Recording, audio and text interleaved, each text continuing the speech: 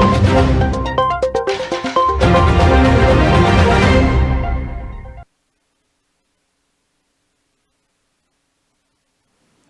वालेकुम नाज़रीन, देखती हैं आपको, सुनते हैं कानों को, समीना का सलाम। खुशियों के रंग समीना के चैनल। जैसे कि आपको पता है, खूबसूरत प्रोग्राम हम आपके लिए लेकर आते हैं तकरार, और आप देखते हैं अपने चैनल नवाज़ एंटरटेनमेंट में। देखते हैं अभी ये स्पेशल ट्रांसमिशन चल रही है रमज़ान की वजह से, हमने चेंज की हुई है अपनी।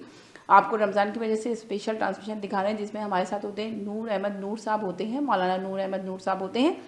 जो आपके कुछ सवालात होते हैं, जहन में बहुत ज़्यादा उलझने होती हैं लोगों के, तो उस पर हम आप बात करते हैं। तो हम उनको शो में वेलकम करते हैं। हेलो जी, अस्सलाम वालेकुम।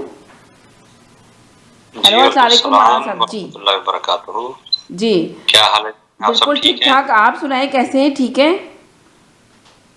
अल्हम्दुलिल्लाह, अल्लाह का शुक्र है, जी। सब ठीक ठाक है। जी मौलाना साहब, थोड़ी सी हम बात करेंगे कोरोना के ऊपर कि कोरोना बहुत तेज़ी से फैल रहा है, जगह जगह कोरोना ने बहुत तबाही मचा रखी है। तो आप लोगों से बहुत ज़्यादा रिक्वेस्ट है, हम्बल रिक्वेस्ट करते हैं हम आप लोगों से कि आप लोग वैक्सीन ज़रूर लगवा लें। अगर आपका नंबर आ चुका है या आप लोग वेबसाइट चेक करें, अब बहुत तेज़ी से वैक्सीन लग रही है। तो आप ये ना सोचें कि फ़लाँ नहीं लगवा रहा, ये नहीं लगवा रहा, इस वैक्सीन से ये हो जाएगा। नहीं, सब वैक्सीन जिसका भी नंबर आ रहा है आप लोग लगाइए, ताकि आप लोग अपने आप को सेव कर सकें। ज़रूरी है, बहुत ज़्यादा ज़रूरी है। आपने देखा इंडिया की बहुत बुरी हालत है, पाकिस्तान में भी बहुत तेज़ी से फैल रहा है। के वज़ीर आज़म इमरान खान ने भी कहा है कि अगर लोगों ने एहतियात नहीं की और लोग अपने घरों में नहीं बैठे और ये मास्क का इस्तेमाल नहीं किया, तो आप समझ लें कि ऐसा बुरी हालत हो जाएगी, इंडिया जैसी हालत पाकिस्तान की भी होने वाली है। इसलिए लोगों से इसलिए बहुत ज़्यादा रिक्वेस्ट की है, उसने हर स्पीच में यही बोला है कि आप लोगों को कोरोना से बचने के लिए सिर्फ एहतियात बहुत ज़रूरी है। मगर पाकिस्तान में कोई भी एहतियात नहीं कर रहा, कोई सुनने के लिए तैयार नहीं है, और यहाँ पे भी कुछ ऐसे ही लग रहा है। तो मैं इसी वजह से आप लोगों से कह रही हूँ कि खुदा के लिए एहतियात कीजिए। आज भी इतने ज़्यादा केसेस आए थे, कल भी इतने ज़्यादा केसेस आए। आपने इंडिया की हालत देखी है कि इंडिया की हालत इतनी बुरी है कि लाशें सड़क पे पड़ी हुई हैं, मेन रोडों पे लाशें पड़ी हैं, उनके अपने प्यारे बुरी तरह रो रहे हैं, चीखें मार रहे हैं। ऑक्सीजन वहाँ पे है नहीं मरीज़ के लगाने के लिए। तो आप खुद सोचिए कि कितनी बुरी हालत है। खुदा ना करे, खुदा ना करे कि हमारे मुल्क की हालत भी ऐसी ना हो जाए अगर लोग ना नहीं सुने। जिस तरह अभी नहीं सुन रहे, नहीं फॉलो कर रहे, वहाँ पे हर चीज़ ऐसी ओपन है, लोग किसी चीज़ को फॉलो ही नहीं कर रहे। जबकि आपको पता है कि मास्क लगाना बहुत ज़रूरी है। और अगर आप लोग, जैसे बहुत जगह सुनने में आया है कि अगर वैक्सीन भी लग गई है तो कोरोना फिर भी उसकी हिफाजत नहीं करता, कोरोना से नहीं बचता, कोरोना हो जाता है। ऐसी बात नहीं है। अगर जिसकी, मैंने आज खुद एक डॉक्टर की स्पीच सुनी थी और उन्होंने मुझे ईमेल भी की थी, मैंने उनसे मशवरा किया था, तो मैंने बात की थी। तो मैं चाह रही थी कि बल्कि वो मेरे साथ प्रोग्राम में शामिल हो जाए आज के वैक्सीन इसकी वजह से। तो उन्होंने कहा कि ये ज़रूरी नहीं है, अगर इक्का दुक्का केसेस ऐसे आए हैं जिनके वैक्सीन लगी है और उनको कोरोना हुआ है, मगर उनकी जान नहीं गई, उनको हमने बहुत जल्दी रिकवर कर दिया। तो इसलिए आप लोग के लिए ज़रूरी है, मेरी रिक्वेस्ट है कि आप लोग ज़रूर देखें अपनी वेबसाइट पे, अगर आपका एड्रेस डला हुआ है, पोस्टर कोड डला हुआ है, तो आप ज़रूर जाइए, वैक्सीन ज़रूर लगवाइए। जी हेलो जी। जी मौलाना साहब। सर, मैं ये कहना चाहता था। जी हेलो जी मौलाना साहब मेरे साथ मौजूद है, आपको कोई हाँ, सवाल तो है? जी मैं ये कहना चाहता, कोरोना के हवाले से बात करना चाहता था। जी वो ये कि पाकिस्तान और इंडिया की फ्लाइटें बंद हो गई हैं। जी, वो तो पता है, कल ही बंद हो गई थी रात के 11 बजे। अब कोई नहीं जा सकता पाकिस्तान और इंडिया, और जी, दुबई से भी नहीं जा सकते। 1 महीने के लिए बंद की गई हैं फ्लाइटें, इसलिए कि बहुत तेज़ी से ये दुबई वायरस और फैल रहा यहाँ है। कनाडा से नहीं बंद की गई, बल्कि दुबई से भी बंद की गई है। जी जाने इंडिया वाले वो भी दुबई से पाकिस्तान नहीं जा सकते, जी जी कोई कहीं से नहीं जा सकता। जी, तो अल्लाह से दुआ करें बस अल्लाह से दुआ करें। ये अल्लाह करम देखिए, करने ये वाला। रहमतों थैंक और यू बरकतों वाला महीना है, जी बहुत जी, ही ज़्यादा थैंक यू, आफत आई हुई है, बहुत अल्लाह शुक्र, हाफिज। Thank you. जी मौलाना साहब। जी। जी बस ये हमारे हरकतों, हमारे अमाल का अल्लाह ताला ने गिरफ्त की है हम पे। जी दुनिया जुल्म से भर चुकी है। अब तो इज्तिमाई तौर पे हम सबको तौबा करनी चाहिए, अल्लाह से माफ़ी मांगनी चाहिए। और ये जो कोरोना आया है, इसके ये आया भी हमारे अमाल की वजह से है और कायम भी हमारे अमाल की वजह से है। जी हम लोग मुनाफ़िक़त बहुत ज़्यादा है, ऊपर से और हैं, अंदर से और हैं, जी करप्शन बहुत ज़्यादा है। जी जी और मतलब है कि अल्लाह ताला नाराज़ है जी इंसानियत से। कुछ लोगों के लिए ज़िंदगी अज़ाब बनी है, लेकिन कुछ लोग बड़ी मौज में रह रहे हैं, और जो मौज में रह रहे हैं, वो उनकी वजह से कुछ लोगों की ज़िंदगी अज़ाब में मुब्तला है। जैसे कि अल्लाह ताला ने सब इंसानों को पैदा किया है, और जब वो रिज़्क़ नाज़िल करता है तो सब इंसानों का करता है, जी सब इंसानों के लिए पैदा होते हैं। लेकिन आगे जो डिस्ट्रीब्यूशन सिस्टम होता है, जिसमें तक़सीम का जो तरीका होता है, वो जब सही नहीं होता तो अमीर से अमीर-तार हो जाते हैं और गरीब से गरीब-तार हो जाते हैं। तो जी ये जब गैप बढ़ जाता है तो फिर अल्लाह ताला की रहमत उठ जाती है और गरीबों ने तो दुनिया के अजाबों में जलना होता है, फिर अल्लाह ताला सबको उसमें इन्वॉल्व कर देता है।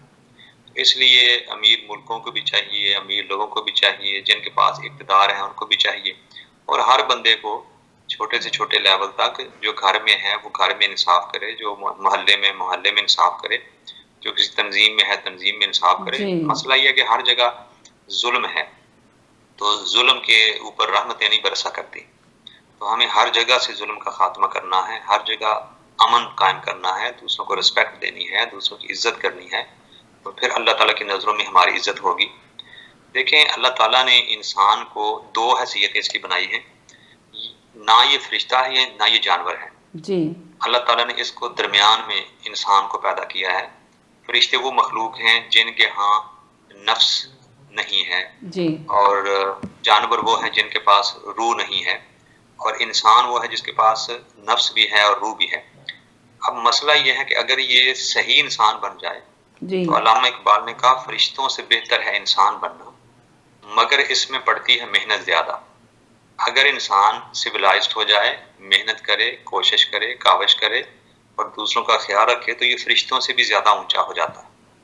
लेकिन अगर यही इंसान इंसानियत के मुकाम से गिर जाए और ये दूसरों के हकूक का ख्याल ना रखे, तो कुरान मजीद में अल्लाह ताला ने इरशाद फरमाया है कि वो फिर जानवरों की तरह है।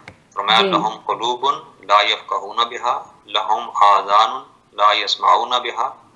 उनकी आंखें हैं लेकिन वो देखते नहीं है, उनके कान हैं वो सुनते नहीं है, उनके दिल हैं मगर समझते नहीं है। फिर कुरान कहता है कल अनआम बल हुम अदल। अब वो इंसान नहीं है, वो जानवर हैं, बल्कि जानवरों से भी गए गुजरे हैं। जी मतलब अगर इंसान इंसानियत उसके अंदर ना रहे तो फिर जानवरों से भी बदतर हो जाता है। और ये वो मुकाम है जहाँ पर अल्लाह ताला उन्हें एज इंसान हैंडल नहीं करता, फिर अल्लाह ताला भी एज जानवर उनको हैंडल करता है।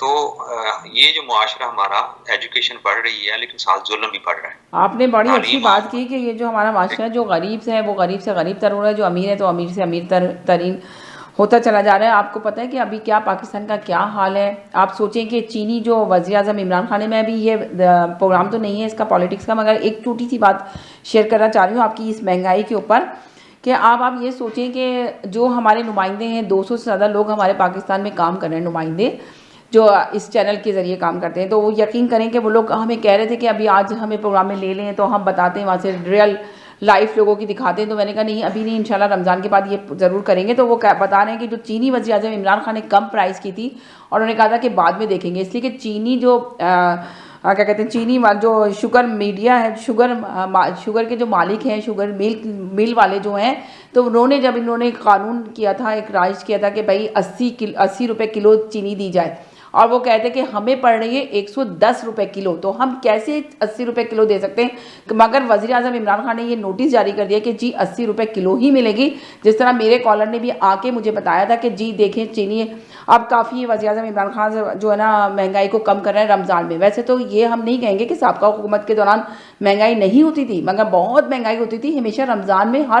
हमारे मुसलमान लोग, हमारा मुल्क इस्लामी मुल्क जिसमें बेतहाशा महंगाई होती है इस महीने में, और वही हालत अभी भी है, समझ लें। अब तो चीनी तो सोचिए 80 रुपये तो कर दी गई, पर वो चीनी मिल ही नहीं रही है। लोग लाइन लगा के खड़े हुए। आप यकीन करें, मेरे पास इतनी वीडियो आई हैं, इतने क्लिप्स आए हैं, और लोग कह रहे हैं कि इसको शेयर करें, इसको प्रोग्राम में शामिल करें अपने तकरार के अंदर। मगर मैंने इसलिए नहीं शामिल करी कि मेरा प्रोग्राम का फॉर्मेट अभी चेंज किया हुआ है, मैंने इसलिए नहीं शामिल करी। मगर अभी जो मौलाना साहब ने कहा ना कि हम लोगों से अल्लाह ताला नाराज़ हुआ है, तो इस बात पे मुझे ये बात याद आ गई और मैंने आप लोगों के साथ शेयर की है कि आप यकीन कीजिए लोग बहुत परेशान हैं वहाँ पे। इसीलिए हम लोगों ने अभी, हमारी फाउंडेशन ने वही काम शुरू किया है। अभी बहुत सारे लोगों ने हमें फ़ंड दिया और हमने पाकिस्तान भेजा है, और इंशाल्लाह अब आप लोग भी अगर जितना भी अपना हिस्सा डाल सकते हैं, इसमें पार्टिसिपेट करना चाहते हैं, अपना हिस्सा डालना चाहते हैं, तो इस फाउंडेशन को ज़रूर दीजिए। ये फाउंडेशन प्रॉपर तरीके से काम कर रही है, और इंशाल्लाह मैं सारी वीडियो बना के आप लोग को चैनल पे दिखाऊंगी कि किन किन लोगों को वहाँ पे हम भेज रहे हैं, क्या कहते हैं, राशन तकसीम करवा रही हूँ मैं तमाम मीडिया उनसे, अपनी टीम से। तमाम नुमाइंदे वहाँ पे राशन तकसीम कर रहे हैं हर घर में, और आप लोग को उन घर वाले आपको जिस तरह दुआएं देंगे तो आप लोग खुद देखेंगे अपने आप ही कि मैंने सबको बोला है कि जितने पैसे मैं आप लोग को भेजूंगी आप लोगों ने ईमानदारी के साथ ऑनेस्ट तरीके से उन लोगों को देना है जो ज़रूरतमंद है। तो प्लीज़ मेरी आप लोगों से रिक्वेस्ट है कि आप लोग ज़रूर इसमें हिस्सा लें, जितने भी देखने वाले और सुनने वाले हैं ज़रूर हिस्सा लें। मेरा ऐड चलता है, फेसबुक पे भी है, आप देखिए जिस नंबर पे है जो जहाँ पे आप लोग पैसे जमा करा सकते हैं आप लोग जमा कराइए, सही जगह पे आपके पैसे जाएंगे और सही सवाब लेंगे आप इसका। चले मौलाना साहब इसको कंटिन्यू करें आप इंशाल्लाह। मैंने ये मैसेज देना कह था रहा था आपको कि जी वहाँ हर शोबे के अंदर माफियाज बैठे जी। हुए हैं। ये तो एक चीनी माफिया है, एक आटा माफिया है, एक ऑयल माफिया है, बहुत वहाँ अच्छी बात टीचर भी आपने की है, माफिया यकीन है, करें जी वहाँ डॉक्टर भी माफिया है, वहाँ जी सियासतदान भी माफिया है, जी वहाँ जो मजहबी लोग हैं वो भी माफियाज हैं। यानी जी ये माफियाओं के कब्जे में है मुल्क इस वक्त। जी। तो वहाँ अगर एक सरकारी ऑर्डर जारी हो भी जाता है तो उसकी इम्प्लीमेंटेशन कैसे हो सकती है कैसे हो सकती है? जब आप ये तक देखें ना, होती ही नहीं है वो। यकीन करें, यकीन करें, अवाम रो रही है बुरी तरह, परेशान है अवाम। ये नहीं कह रहे कि इस हुकूमत के दौरान परेशान है, रमज़ान में हमेशा यही हाल होता है। अब और ज़्यादा बुरा हमेशा हाल हो गया है इसलिए कि अब ज़्यादा मीडिया इसको उठा रहा है, मीडिया ज़्यादा दिखा रहा है, इस वजह से लोगों को ज़्यादा अवेयरनेस मिल रही है, ज़्यादा देखने को मिल रही है ये सब चीज़ें। पहले भी सेम यही हाल होता था हर साल, ये सच बात है। वैसे ये हमारे 70 साल रमज़ान से में हमारा हमेशा यही मुल्क होता पाकिस्तान के है लिए जी ये हाल है। ये कोई नई बात नहीं है, कोई ऐसा दौर नहीं गुजरा जिसमें बड़े अमन और सुकून के साथ और जी अवाम का ख्याल रखा गया हो। अवाम खुद भी ऐसी है। जी हाँ जी, अवाम खुद अपना ख्याल नहीं है तो किसी ने इसका ख्याल क्या रखना है। तो अवाम खुद भी मुसीबतों को दावत देती है, करप्ट लोगों को वोट देती है, फिर वो आगे लूटते हैं, फिर वो मुल्क कमजोर होता है, जी फिर बाहर वाली ताकतें हमारे लोगों को इस्तेमाल करती हैं, वो हमारे बदअमनी पैदा करती हैं। तो ये सारा एक सर्कल बना हुआ है। जब तक हम अवाम जो सही नहीं होते उस वक्त तक कोई चीज सही नहीं हो सकती। जब तक हमारी सोचें मुस्बत नहीं होती, जी वहाँ देखिए हर बंदा तो खाने को दौड़ रहा है। हाँ जी, आप किसी फ्रिज को लेके जाएं किसी मैकेनिक के पास तो वो उसको नुक्स थोड़ा होगा, वो आप कहे छोड़ जाए, जी आपको बता देंगे बाद में। उस वक्त नहीं बताएगा, और बाद में फिर बताएगा कि अब इसमें ये भी हो गया, ये भी हो गया, ये भी हो गया। तो झूठ बोल बोल कर पैसे लेंगे। जी आपको कोई मजदूर लेके आते हैं आपको 8 घंटे के लिए, वो 4 घंटे काम करेगा, 4 घंटे वो और हरकतें करेगा। जी मतलब कहीं भी मस्जिदों में चले जाएं वहाँ करप्शन है, अस्पतालों में चले जाएं वहाँ करप्शन है, सरकारी इदारों में करप्शन है, प्राइवेट इदारों में करप्शन है, मोहल्लों के अंदर आप देखें क्या हाल है। तो पूरा मुआशरा जो है ना वो यानी करप्शन का शिकार है और हर जगह जुल्म जारी है। तो इस जुल्म के दौरान भी यही होगा। या तो देखें अब अजाब आया हुआ है, कितने जुल्म की बात है कि अजाब के अंदर इतने जुल्म हो रहे हैं। सही बच्चियों बात के है। साथ एक क्या हो रहा है, सेकंड बच्चों मौलाना के साहब, एक साथ क्या हो कॉलर रहा है है, मेरे औरतों साथ, के इनका भी साथ ले क्या लें। हो जी रहा है, हेलो, अस्सलाम अमीर वालेकुम। लोग के साथ मौलाना क्या साहब कर मेरे रहे साथ हैं। एक कॉलर है जी। हेलो जी अस्सलाम वालेकुम समीना और अस्सलाम वालेकुम अल्लामा साहब। जी जी वालेकुम सलाम। बहुत अच्छा शो चल रहा है समीना, टॉपिक अच्छा है आपका। एक सवाल मैं करना चाहती हूँ अल्लामा साहब से कि अल्लामा साहब जी आजकल ये बहुत ज्यादा देखा जा रहा है कि अगर दो दोस्तों में लड़ाई हो जाती है और कोई तीसरा जो उनका जो तीसरा फरीक होता है या तीसरा दोनों का मुश्तरका जानने वाला होता है तो वो जी कोशिश ये करता है कि उनकी गलतफहमी को और बढ़ाए और उनकी आपस में कभी भी दोबारा दोस्ती नहीं हो सके। तो ये हमारा दीन ऐसे लोगों के मुतालिक क्या क्या हुक्म है हमारे दीन का? जो लोग इस किस्म की हरकत करते हैं तो ये भी एक गुनाह है या ये माफ कर दिया जाएगा? ये गुनाह नहीं है, प्लीज इसके बारे में जरूर बताइएगा। ये मैं पूछना चाहती थी। और सिला रहमी के मुतालिक भी थोड़ा सा बताइएगा कि असली सिला रहमी क्या होती है, किस तरह से हम उसको अच्छा, कर सकते आपने ये दोबारा सवाल करें कि दो दोस्तों में क्या क्या है? मौलाना साहब आपकी समझ में आया? हाँ जी, मैं ये सवाल करना चाहती समीना, जैसे जी दो दोस्तों में कभी लड़ाई हो जाए कभी तो लड़ाई हो जाए, जो अच्छा तीसरा उनका मुश्तरका जानने वाला होता है वो चाहता है कि उनकी लड़ाई हमेशा कायम रहे, दोनों को भड़का रहा होता है अच्छा बजाय अच्छा इसके अच्छा कि उस बात को हाँ खत्म करा सके। सही तो सही सही ऐसे लोगों के मुतालिक हमारे दीन का क्या हुक्म है? अच्छा और दूसरा सवाल मेरा है कि सिला रहमी जो है वो असली सिला रहमी क्या होती है और हम उसे कैसे इम्प्लीमेंट कर सकते हैं अपनी अपनी जिंदगियों में? ये मेरे दो क्वेश्चन थे, ये मैं करना चाहती थी। बहुत चलें, शुक्रिया। बहुत शुक्रिया, थैंक यू सो मच, बहुत शुक्रिया जी कॉल करने का। जी जी मौलाना साहब जी जी जो ऐसे दोस्त होते हैं वो दोस्त नहीं होते, वो असल में दुश्मन ही होते हैं, लेकिन दोस्तों के रूप में आपके अंदर वो घुसे हुए होते हैं। जी तो दूसरे मन में घुस बैठे होते हैं, वो आपके दुश्मन ही होते हैं। दोस्त कभी ऐसा नहीं होता।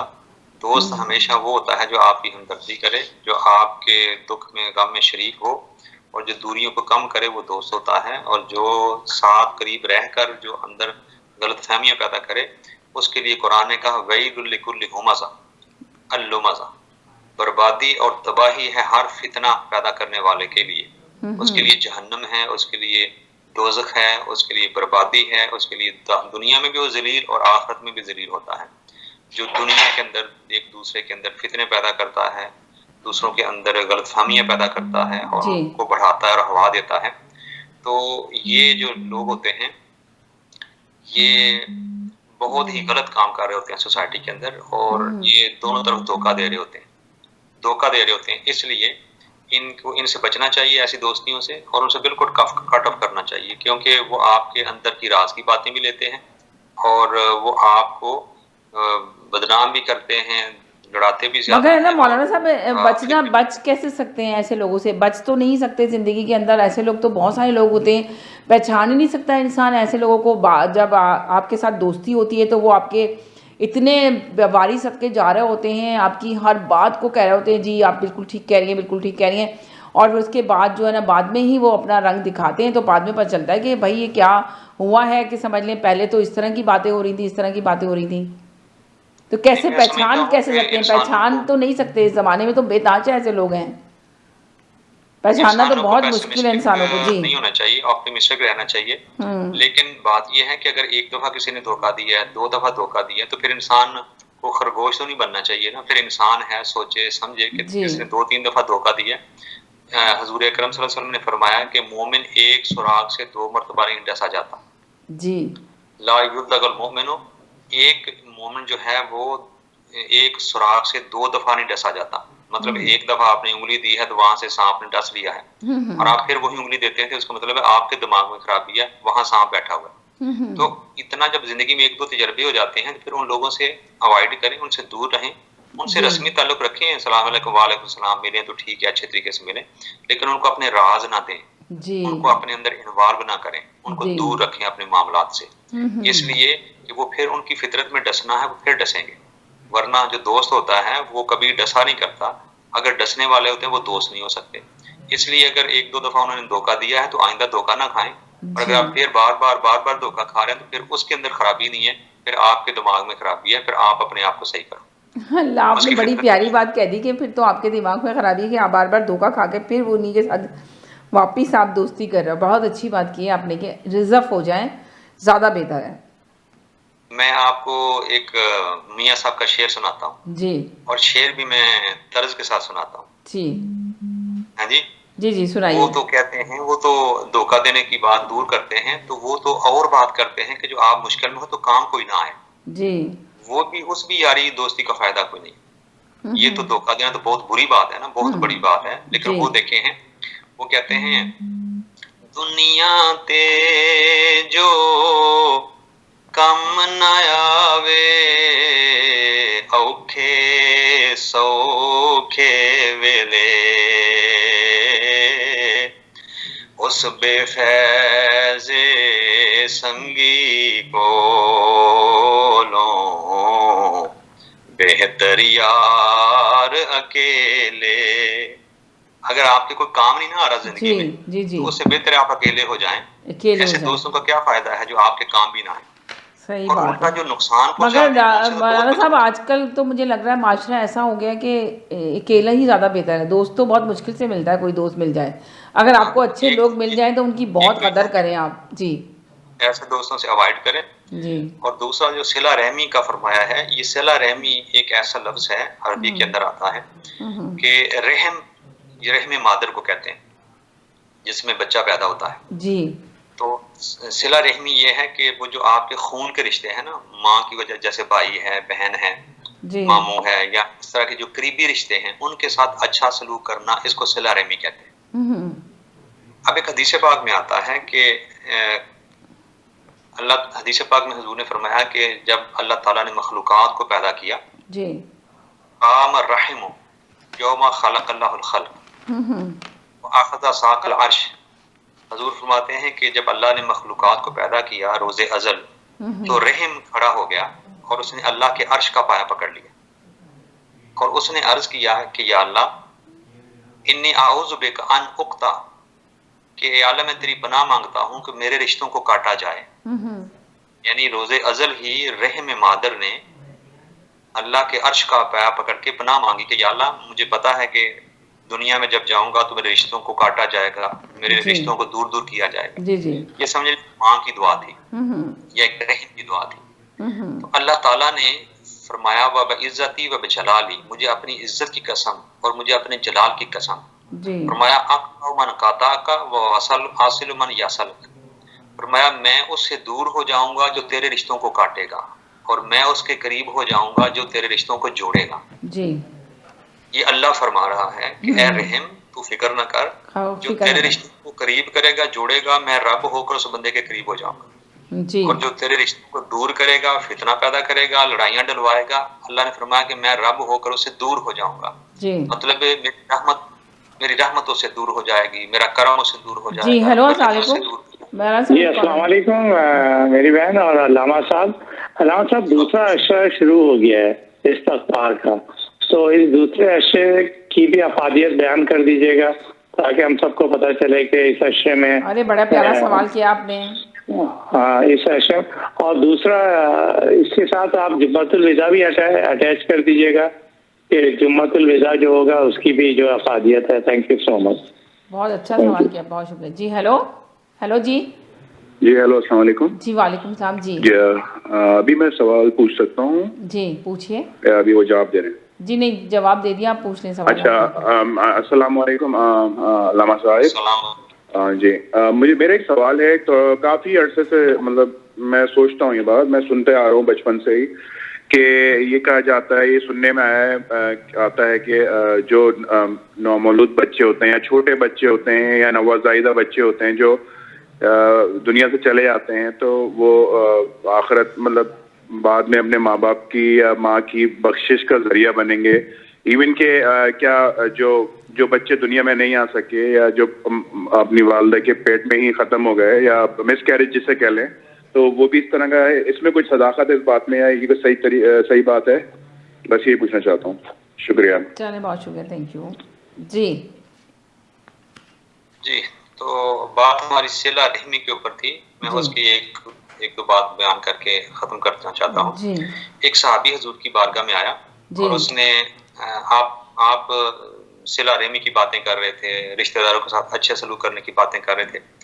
तो उसने अर्ज किया कि या रसूलल्लाह, मैं तो अपने रिश्तेदारों के साथ हमेशा अच्छा सलूक करता हूँ, लेकिन वो मेरे साथ बुरा सलूक करते हैं, जी तो मुझे क्या हुक्म है? क्या मैं भी उनको वैसे जवाब दे सकता हूँ? तो हजूर ने फरमाया नहीं, आपके लिए मेरा मशवरा यही है कि आप उनके साथ फिर भी अच्छा सलूक करो। तो चला गया, कुछ अरसे के बाद फिर आ गया जी और फिर उसने अर्ज किया, या रसूलल्लाह, मैं तो अच्छा सलूक किया है, लेकिन मेरे रिश्तेदार, उनकी फितरत ही बुरी है, वो सलूक मेरे साथ बुरा ही करते हैं, तो मुझे क्या हुक्म है? हजूर ने फरमाया, मैं फिर ये तुझे कहता हूँ कि अच्छा सलूक कर। जी वो तीसरी दफा फिर 2 महीने बाद आया और उसने फिर आकर ये अर्ज किया कि या रसूलल्लाह, मैं तो हमेशा अच्छा करता हूँ, वो हमेशा बुरा करते हैं। जी अब आकर सल्लल्लाहु ने उसे फरमाया कि देखो, आपकी एक आदत है कि अच्छा सलूक करना और उनकी एक फितरत है बुरा सलूक करना। जी तो जब वो अपनी बुरी से बाज नहीं आ रहे, तो तुम अपनी अच्छी छोड़ने के लिए क्यों इतने एंक्शियस हो कि माशाल्लाह अच्छी तुम सुभान अल्लाह जी, अच्छी को क्यों, अच्छी क्यों खत्म वो कर अपने पे दो मजबूत जी है बुरी पे, जी और जी तुम अच्छी बार बार छोड़ने की कोशिश कर रहे हो, तो तुम्हें तो अच्छी पे कायम रहना चाहिए ना। ये नहीं कि वो बुरी ना छोड़े और आप अच्छी छोड़ दो। आप अच्छी पे कायम रहो, बुरी अपनी अपनी फितरत के मुताबिक दोनों ने रिएक्ट करना है। उनकी फितरत वो है, उनको वो करने दें, आप अपनी फितरत ये बनाओ। ये है इस्लाम कि आप हमेशा दूसरों के साथ अच्छा सलूक करो। हाँ, जहाँ से बार बार आपको डंग पड़े, जहाँ से बार बार आपको तकलीफ हो, आप उनके साथ ताल्लुक जो है वो ना रखें, बस रस्मी कर लें। कभी मिले वो तो अस्सलाम वालेकुम, वालेकुम अस्सलाम, इतना कट ऑफ ना करें कि किससे बोलना छोड़ दें। और मतलब है कि उनको अपने राज ना दें, उनको अपने इन्वॉल्व ना करें, उनको अपने मामलात उनको ऊपर ना छोड़ें। बस ये कि मिलें तो अस्सलाम वालेकुम, वालेकुम अस्सलाम, और उसके बाद उनके साथ दूरी इख्तियार कर लें, क्योंकि वो फितना पैदा कर रहे हैं। तो अपने आप को बचाना भी फर्ज है, जी लेकिन नफरत हेलो अस्सलाम वालेकुम। जी वालेकुम सलाम जी मैं एक बात ये कहना चाह रहा था कि एक दुआ है जो मतलब ये जो अब नया अशरा शुरू हुआ ना, उसकी दुआ कोई है कोई? जैसे अच्छा, आप पूछना चाह रहे हैं या आप अल्लाहुम्मा में नार। एक तो सवाल ये है क्या सवाल क्या है आपका? सवाल नहीं समझ आया मेरे। कि ये अब जो दूसरा अशरा शुरू हुआ है तो उसकी कोई दुआ है? दूसरा अशरा जो शुरू हुआ है उसकी कोई दुआ है मौलाना साहब? इनकी ये हाँ, जैसे वो तीसरे अशरे की दुआ है अल्लाहुम्मा अजरनी मिनन नार, इसी तरह से इसकी दूसरे अशरे की कोई दुआ है? एक तो सवाल ये है।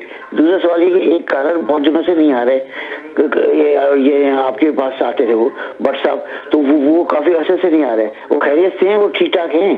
जी वो ठीक ठाक है, बिल्कुल खैरियत से हैं, हाँ आप तो फिक्र आ नहीं नहीं करें। रहे तो इसलिए मैंने कहा मुझे वो तशवीश हुई तो मैंने कहा पॉलिटिक्स पूछूं। नहीं, वो कह रहे थे कि रमज़ान है तो उनकी मिसेस आती हैं, वो देख रही हैं, प्रोग्राम देख रही हैं, मगर वो कह रहे थे कि मैं कॉल इंशाल्लाह रमज़ान के बाद करूँगा। अच्छा ठीक है, तो मैं वो तशवीश हुई मुझे, मैंने कहा कि वो खैरियत से चलें, होंगे। बहुत शुक्रिया, थैंक यू सो मच, ये आपने पूछ लिया, बड़ा बड़ी बात है। बहुत सारे कॉलर नहीं आ रहे वैसे तो, खैर आप क्या कह रहे हैं, एक कॉलर हाँ तो तो ठीक, इसकी बहुत तकरार सारे की वजह से नहीं आ रहे ना, तो आप अलग कर लें तो सब आ जाएंगे। नहीं, जिनको रमज़ान दोनों प्रोग्राम अलग देखिए, कर लें, नहीं आधा देखिए, घंटे के कर लें प्रोग्राम दोनों। नहीं रमज़ान की वजह से टाइमिंग चेंज नहीं हुए। टाइम एक ही रखें, एक पहले कर लें, एक आधे घंटे बाद कर लें, फिर सारे चलें इस कलर पे आ गौर, जाएंगे। चलें इस पे गौर करेंगे, बहुत शुक्रिया। हाँ इसमें करें, आधे घंटे का वक्फे से कर लें। Thank you. Thank you so much, okay.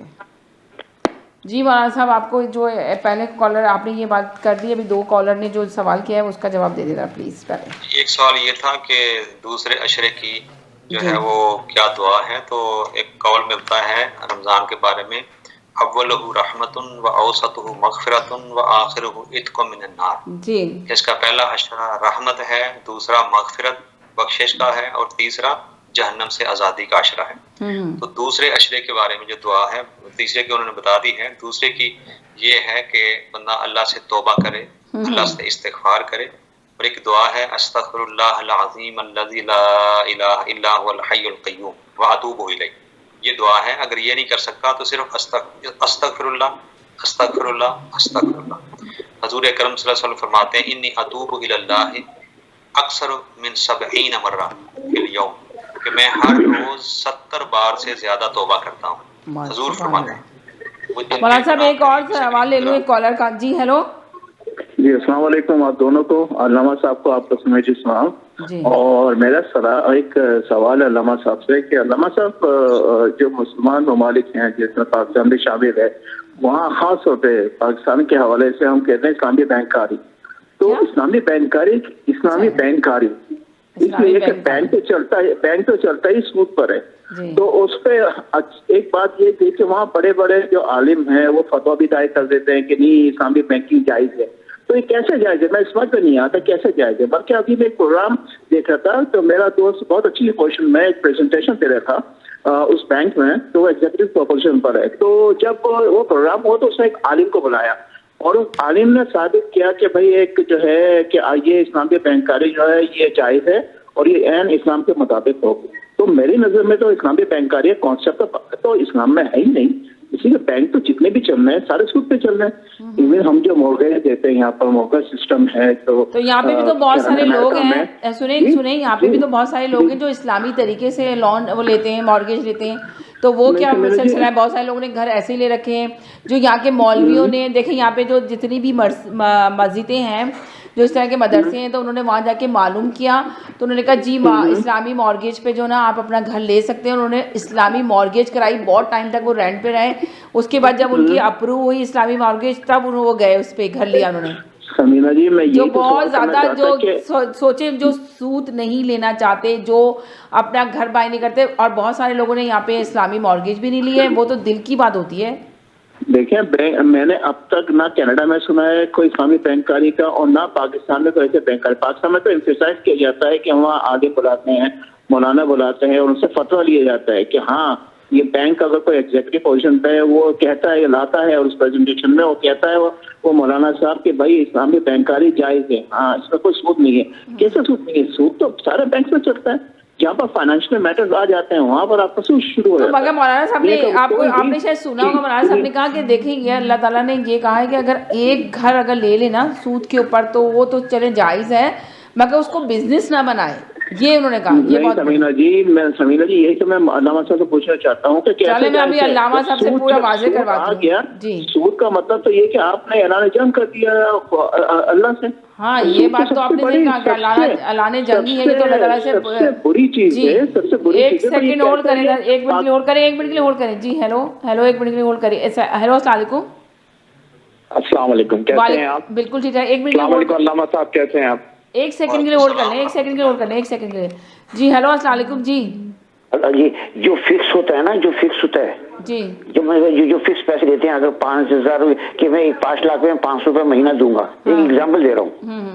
ये कोई भी अमाउंट मुकर्रर कर ली जाए, फिक्स अमाउंट मैं दूंगा कि आपने इतने रुपए मेरे पास रखवाए और मैं इतने पैसे आपको हर महीने मुकर्रर, तो वो हराम है। फिक्स वो हराम है। जी वो हराम है। और हलाल क्या है कि कभी ज्यादा हो पैसे, कभी कम हो, फिक्स ना हो। अच्छा हाँ, तो वो जो फिक्स नहीं है वो हलाल है। चले, ये मौलाना साहब भी तशरीह करेंगे, इस बात की तारीफ करेंगे। चले, थैंक यू, थैंक यू जी। आप और दूसरा क्वेश्चन आपका था, वो चलेगा जी। कॉलर जी, हेलो जी। जी अस्सलाम वालेकुम। मुझे 2 सवाल पूछने थे अल्लामा साहब से जी। एक तो ये सवाल था कि जो ना विरासत के बारे में कुरान की रोशनी में थोड़ा हमें बताइए कि अच्छा सवाल पूछा आपने विरासत के बारे में। लोग अपनी राय देना शुरू कर देते हैं कि हम ये होना चाहिए, तो आप जरा कुरान की हैसियत से बताइए कि विरासत का क्या होता है। एक तो ये सवाल है। दूसरा सवाल ये था कि बाज लोग जो क्लोज फैमिली मेंबर्स होते हैं वो हेल्प नहीं करते अपने फैमिली क्लोज फैमिलीज की, और वो सेल्फ नर्स हो जाते हैं कि भी मेरी, तो उस कुरान में क्या उनके लिए वो है थोड़ा सा जैसे लोगों की मदद नहीं करते, आप ये कह रहे हैं जिनके पास अल्लाह ताला ने दिया हुआ है, गरीब लोगों की मदद नहीं करते। जी देखिए, लोगों को पता होना चाहिए कि वो अपने कुरान क्या कहता है। ये 2 चीजें आप मुझे बताइए, फिर मैं और सवाल बाद में करता हूँ। ठीक है, बहुत शुक्रिया, थैंक यू सो मच। अभी एक छोटे से ब्रेक की तरफ जा रही हूँ, कहीं नहीं जाइएगा, फिर साथ रहिएगा। जितने भी सवाल हैं आके मैं सबके जवाब मौलाना साहब आपको देते हैं। एक छोटे से ब्रेक की तरफ जा रही हूँ। ओंटारियो का कोविड-19 प्लान फैलाव को रोकने और जिंदगियां बचाने में मदद फराहम कर रहा है। जब तक हम सबको वैक्सीन नहीं लग जाती, मास्क पहनें, अपने हाथ धोएं और फासला रखें। हम अब तक इकट्ठे चलते रहे हैं और पूरे ओंटारियो में रोजाना हजारों लोग वैक्सीन लगवा रहे हैं। आपकी बारी जल्द आने वाली है। ओंटारियो के वैक्सीन प्लान के बारे में मजीद जानें। अदायगी शुदा मिन जानिब हुकूमत ओंटारियो। पाकिस्तान का सबसे मशहूर extra long grain Mughal basmati rice available in both white and सेला। Home delivery is available subject to minimum order and radius, also available at your neighbourhood fresh को। मजीद मालूमात के लिए आज ही कांटेक्ट करें 5146630480 पर या ऑर्डर करें हमारे फेसबुक से। बनाए ये रमजान और भी खास मुगल बासमती के साथ, the premium choice for premium test.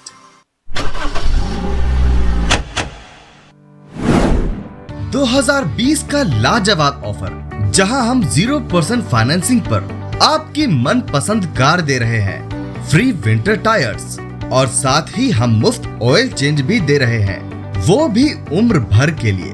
अभी आएं और इस लाजवाब ऑफर का लुत्फ लें। जल्दी करें, आपका खुशामदीद हमारे आउटलेट में, जो कि 60 Queens Plate Drive at intersection close to highway 27 and Rexdale opposite to Woodbine race track. जल्द से जल्द इस ऑफर का लुत्फ लें। आज ही कॉल करें सुनील अग्रवाल को 647-703-0218। दूसरों की कामयाबी से जेलस होना हमारी कम्युनिटी का हिस्सा बन चुका है। सोशल मीडिया का इस्तेमाल करके सोचते हैं कि हम बहुत बड़ा कारनामा अंजाम दे रहे हैं और दूसरे लोग जो अपनी फील्ड में मेहनत करके आगे बढ़ रहे हैं, इनकी कामयाबी से जेलस होकर इन पे तनकीद शुरू कर देते हैं और इस पर फख्र महसूस करते हैं। क्या इंसान इतना गिर सकता है? इंसान तो वही अजीम है जो दूसरों की कामयाबी पर खुश होकर इसको सराहे। नबी करीम सल्लल्लाहु अलैहि वसल्लम ने फरमाया, हसद से बचो क्योंकि अच्छे अमाल को खा जाता है जिस तरह आग लकड़ी को खा जाती है। Help those who are in dire need. Help low-income tier. Volunteers are ready to help families in need. We are serving people daily, delivering to white-collar people, commission-based workers, women who stitch, factory workers, and many more classes. Every day through our enablement drive and constant support from friends and family, we have served over 1,300 families with ration hampers worth 5 million rupees.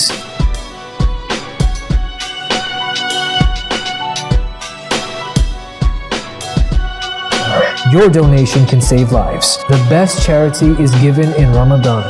Awaz Entertainment Foundation. Donate now. आवाज entertainment Canada का सबसे ज्यादा देखा जाने वाला Urdu Hindi TV channel अब दस्तयाब है satellite और केबल पर। India, Pakistan, Saudi Arab, United अरब अमीरात, ऑस्ट्रेलिया, न्यूजीलैंड, यूनाइटेड किंगडम और कई सारे मुमालिकों में दस्तयाब। दुनिया के कोने कोने में पहुंचेगी आपकी आवाज, सिर्फ और सिर्फ आवाज एंटरटेनमेंट के साथ। जी नाज़रीन, हम गए थे एक छोटे से ब्रेक की तरफ। ब्रेक के बाद वापस आए। हमारे साथ मौलाना नूर अहमद नूर साहब मौजूद हैं और आप लोग के काफ़ी सवालात आ गए, तो मैं चाहूँगी जल्दी जल्दी मौलाना साहब सबके तफसील से जवाब दे दें। जी मौलाना साहब। एक सवाल आया था कि नौमौलूद बच्चे जो पैदा होते हैं जी और साथ ही फौत हो जाते हैं या पैदा होने से पहले ही रहम मादर में फौत हो जाते हैं, जी तो उनका क्या हुक्म है? जी तो उनके बारे में हुजूर अकरम सल्लल्लाहु अलैहि वसल्लम ने फरमाया है कि कोई भी ऐसा मुसलमान जिसका बच्चा छोटा पैदा हो जाए या रहम मादर में कच्चा बच्चा फौत हो जाए, जी अल्लाह ताला उनको उसकी अजर अता फरमाता है और वो बच्चा अल्लाह के हुजूर शफात करता है।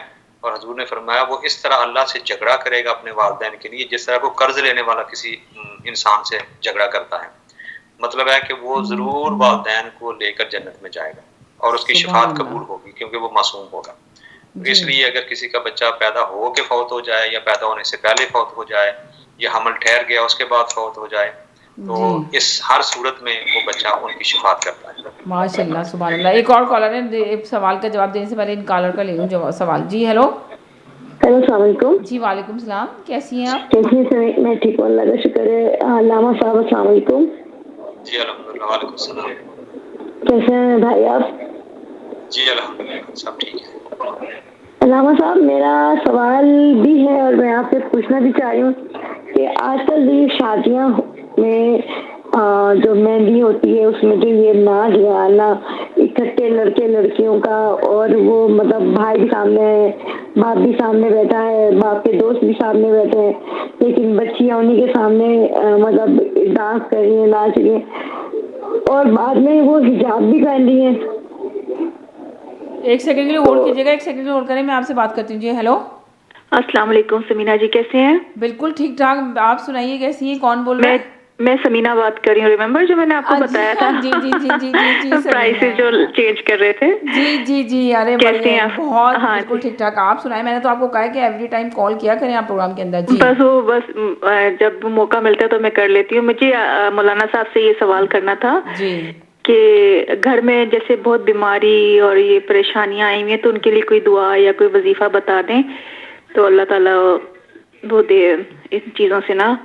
जी अच्छा, तो आप ये पूछना चाह रही हैं कि आपके घर में आई हुई है या ये आप कोरोना की वजह से पूछना चाह रही हैं? जी जी नहीं, आप अपने फैमिली के लिए, अपने घर के लिए। हाँ जी, अपने घर के लिए। जी अच्छा, इंशाल्लाह जरूर जरूर। एक चीज खत्म होती है, एक परेशानी बीमारी, दूसरी चीज, तो इसके लिए कोई प्लीज बता दें। सही कह रही हैं, ये बहुत ज्यादा लोग परेशान है इसमें, कोरोना की वजह से भी आई हुई है, बहुत ज्यादा टेंशन की वजह से भी लोग बहुत बीमार पड़ रहे हैं। जी बिल्कुल। तो बल्कि मेरे बेटे को भी कोविड हो गया है लास्ट वीक, अभी उसका 10 दिन हो गया, वो आइसोलेशन में है। कितने साल का है वो? 25 ईयर्स का। हाँ सही कह रही है, बहुत एहतियात कीजिएगा। यकीन करें कि बहुत ज़्यादा, यही मैं बार बार देखें कोविड-19 के बारे में आप लोग को कितना बताती हूँ, कितना आप लोग को शुरू दिन से जब से पहली वो आई है, मैं कितना प्रोग्राम किए मैंने आप लोग के सामने। लास्ट ईयर भी आपने देखा होगा कितनी दुआएं। बच्चा सुनते नहीं है ना, मना करते रहे कि बेटा नहीं जाओ नहीं जाओ, दोस्तों में जाते हैं, बस वो दोस्तों को हुआ पॉजिटिव तो वो फिर उनको भी हो गया। वैसे ठीक है, तबीयत सही है? हाँ जी अल्हम्दुलिल्लाह काफी बेहतर है। चले इंशाल्लाह ठीक हो जाएंगे, फिक्र ना करें आप, बस एहतियात कराइएगा जरूर, आइसोलेट में रखिए और अपने आप सब लोग रहिए। हाँ जी, हम लोग भी। जी थैंक यू जी समीना, अल्लाह हाफिज। अल्लाह हाफिज, थैंक यू सो मच, बहुत शुक्रिया जी, बहुत शुक्रिया। जी हेलो। जी जी हेलो। जी जी जी। तो मतलब ये नवीन बता रही है कि इसके मुतालिक मतलब कुछ अगर बताएं है कि ये मतलब इससे कैसे बचा जा सके। अच्छा ठीक है, सही है, बहुत शुक्रिया, बहुत शुक्रिया, थैंक यू।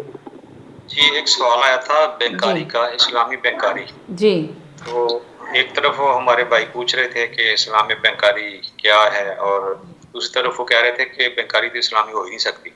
जी तो मैं ये बताना चाहता हूँ कि जब अल्लाह ताला किसी चीज को रोकता है ना, उसका पैरेलल जरूर पहले देता है। अगर वो पैरेलल ना दे तो अल्लाह ताला उस चीज को रोकता नहीं है। कोई वो अकली तौर पे कोई दलील नहीं बनती कि एक चीज रोक दे और उसकी जगह और चीज ना हो, तो फिर तो लोग लाजमी वही करेंगे जो उनके लिए बेहतर होगा। तो ये अल्लाह ताला अहकमुल हाकिमीन और हकीम है, तो वो जब कोई चीज किसी को मना करता है तो उसके पैरेलल कोई चीज उसकी जगह पे देता है ताकि लोग परेशान ना हो। मसला ये है कि जब अल्लाह ने इसको बैंकारी को रोक दिया तो फिर लाजमन उसके पैरेलल कोई ना कोई चीज होगी जो निज़ाम को चलाने के लिए बनेगी। तो वो होता है बिजनेस और कारोबार। कि सूद ही होता है कि आप पैसे किसी को दो और उससे कहो कि आप इतने पैसे मुझे हर महीने ज्यादा देने हैं जी। तो वो जो आप कोई भी चीज दे के, कोई जौ दे, गंदम दे या कोई भी चीज दे, उसे कहे ये 2 किलो ले लो और मुझे आपने 3 किलो वापस करनी है। जैसे हमारे भाई एक्सप्लेन कर रहे थे ना, वो सही एक्सप्लेन कर रहे थे कि चीज का रेट फिक्स करना और थोड़े पैसे दे के ज्यादा बाद में लेना, यही सूद कहलाता है। समझ आई? इसी को सूद कहते हैं। तो इस्लाम ने इसे मना किया, इसको हराम करार दिया है। जैसे मौलाना साहब बहुत सारे लोग अपने पैसे बैंक में रख देते हैं और फिर वो ज़्यादा करके ले रहे होते हैं, हर किस्त ले रहे होते हैं, वो भी अगर तो वो फिक्स कर देते हैं तो वो सूद बन जाता है, वो मना है जी। लेकिन अगर वो फिक्स नहीं होते, किसी महीने थोड़े मिलते हैं, किसी महीने ज्यादा मिलते हैं, तो उसका मतलब है वो एज बिजनेस है। जैसे आप किसी कारोबार में इन्वेस्ट करते हैं तो वो कारोबार में आपको फिक्स पैसे नहीं मिलते वापस, उसमें किसी महीने कम हो गए, किसी महीने ज्यादा हो गए, तो जब कमी बेशी या नुकसान में भी फिर शामिल होता है।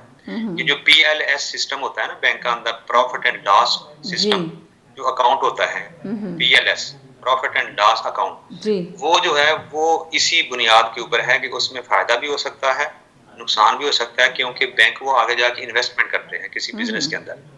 तो हो सकता है सारी उम्र नुकसान ना हो, लेकिन उसमें उन्होंने पॉसिबिलिटी रखी होती है कि कस्टमर ये कबूल करे कि नुकसान अगर हुआ तो वो भी उसे बर्दाश्त करना होगा। तो इस अंदाज से वो जो बिजनेस चलाया जाएगा, बैंक चाहे चलाए चाहे कोई इंडिविजुअल चलाए, वो जायज होगा, वो इस्लामी होगा और वो सूद की बुनियाद पर नहीं है। सूद वो है जो आप फिक्स कर देते हैं और अगर नुकसान में भी शामिल होने के लिए साइन कर देते हैं और फायदे में भी शामिल होने के लिए साइन कर देते हैं और फायदा घटता बढ़ता रहता है, इसका मतलब है बैंक ने आगे इन्वेस्टमेंट की है और किसी बिजनेस में, और कभी उसको ज्यादा फायदा हुआ, कभी कम हुआ, और अगर वो ना भी कम ज्यादा हो लेकिन आपके इस चीज के साइन कर देने से आप उसमें वो उसकी हयात और बदल जाती है।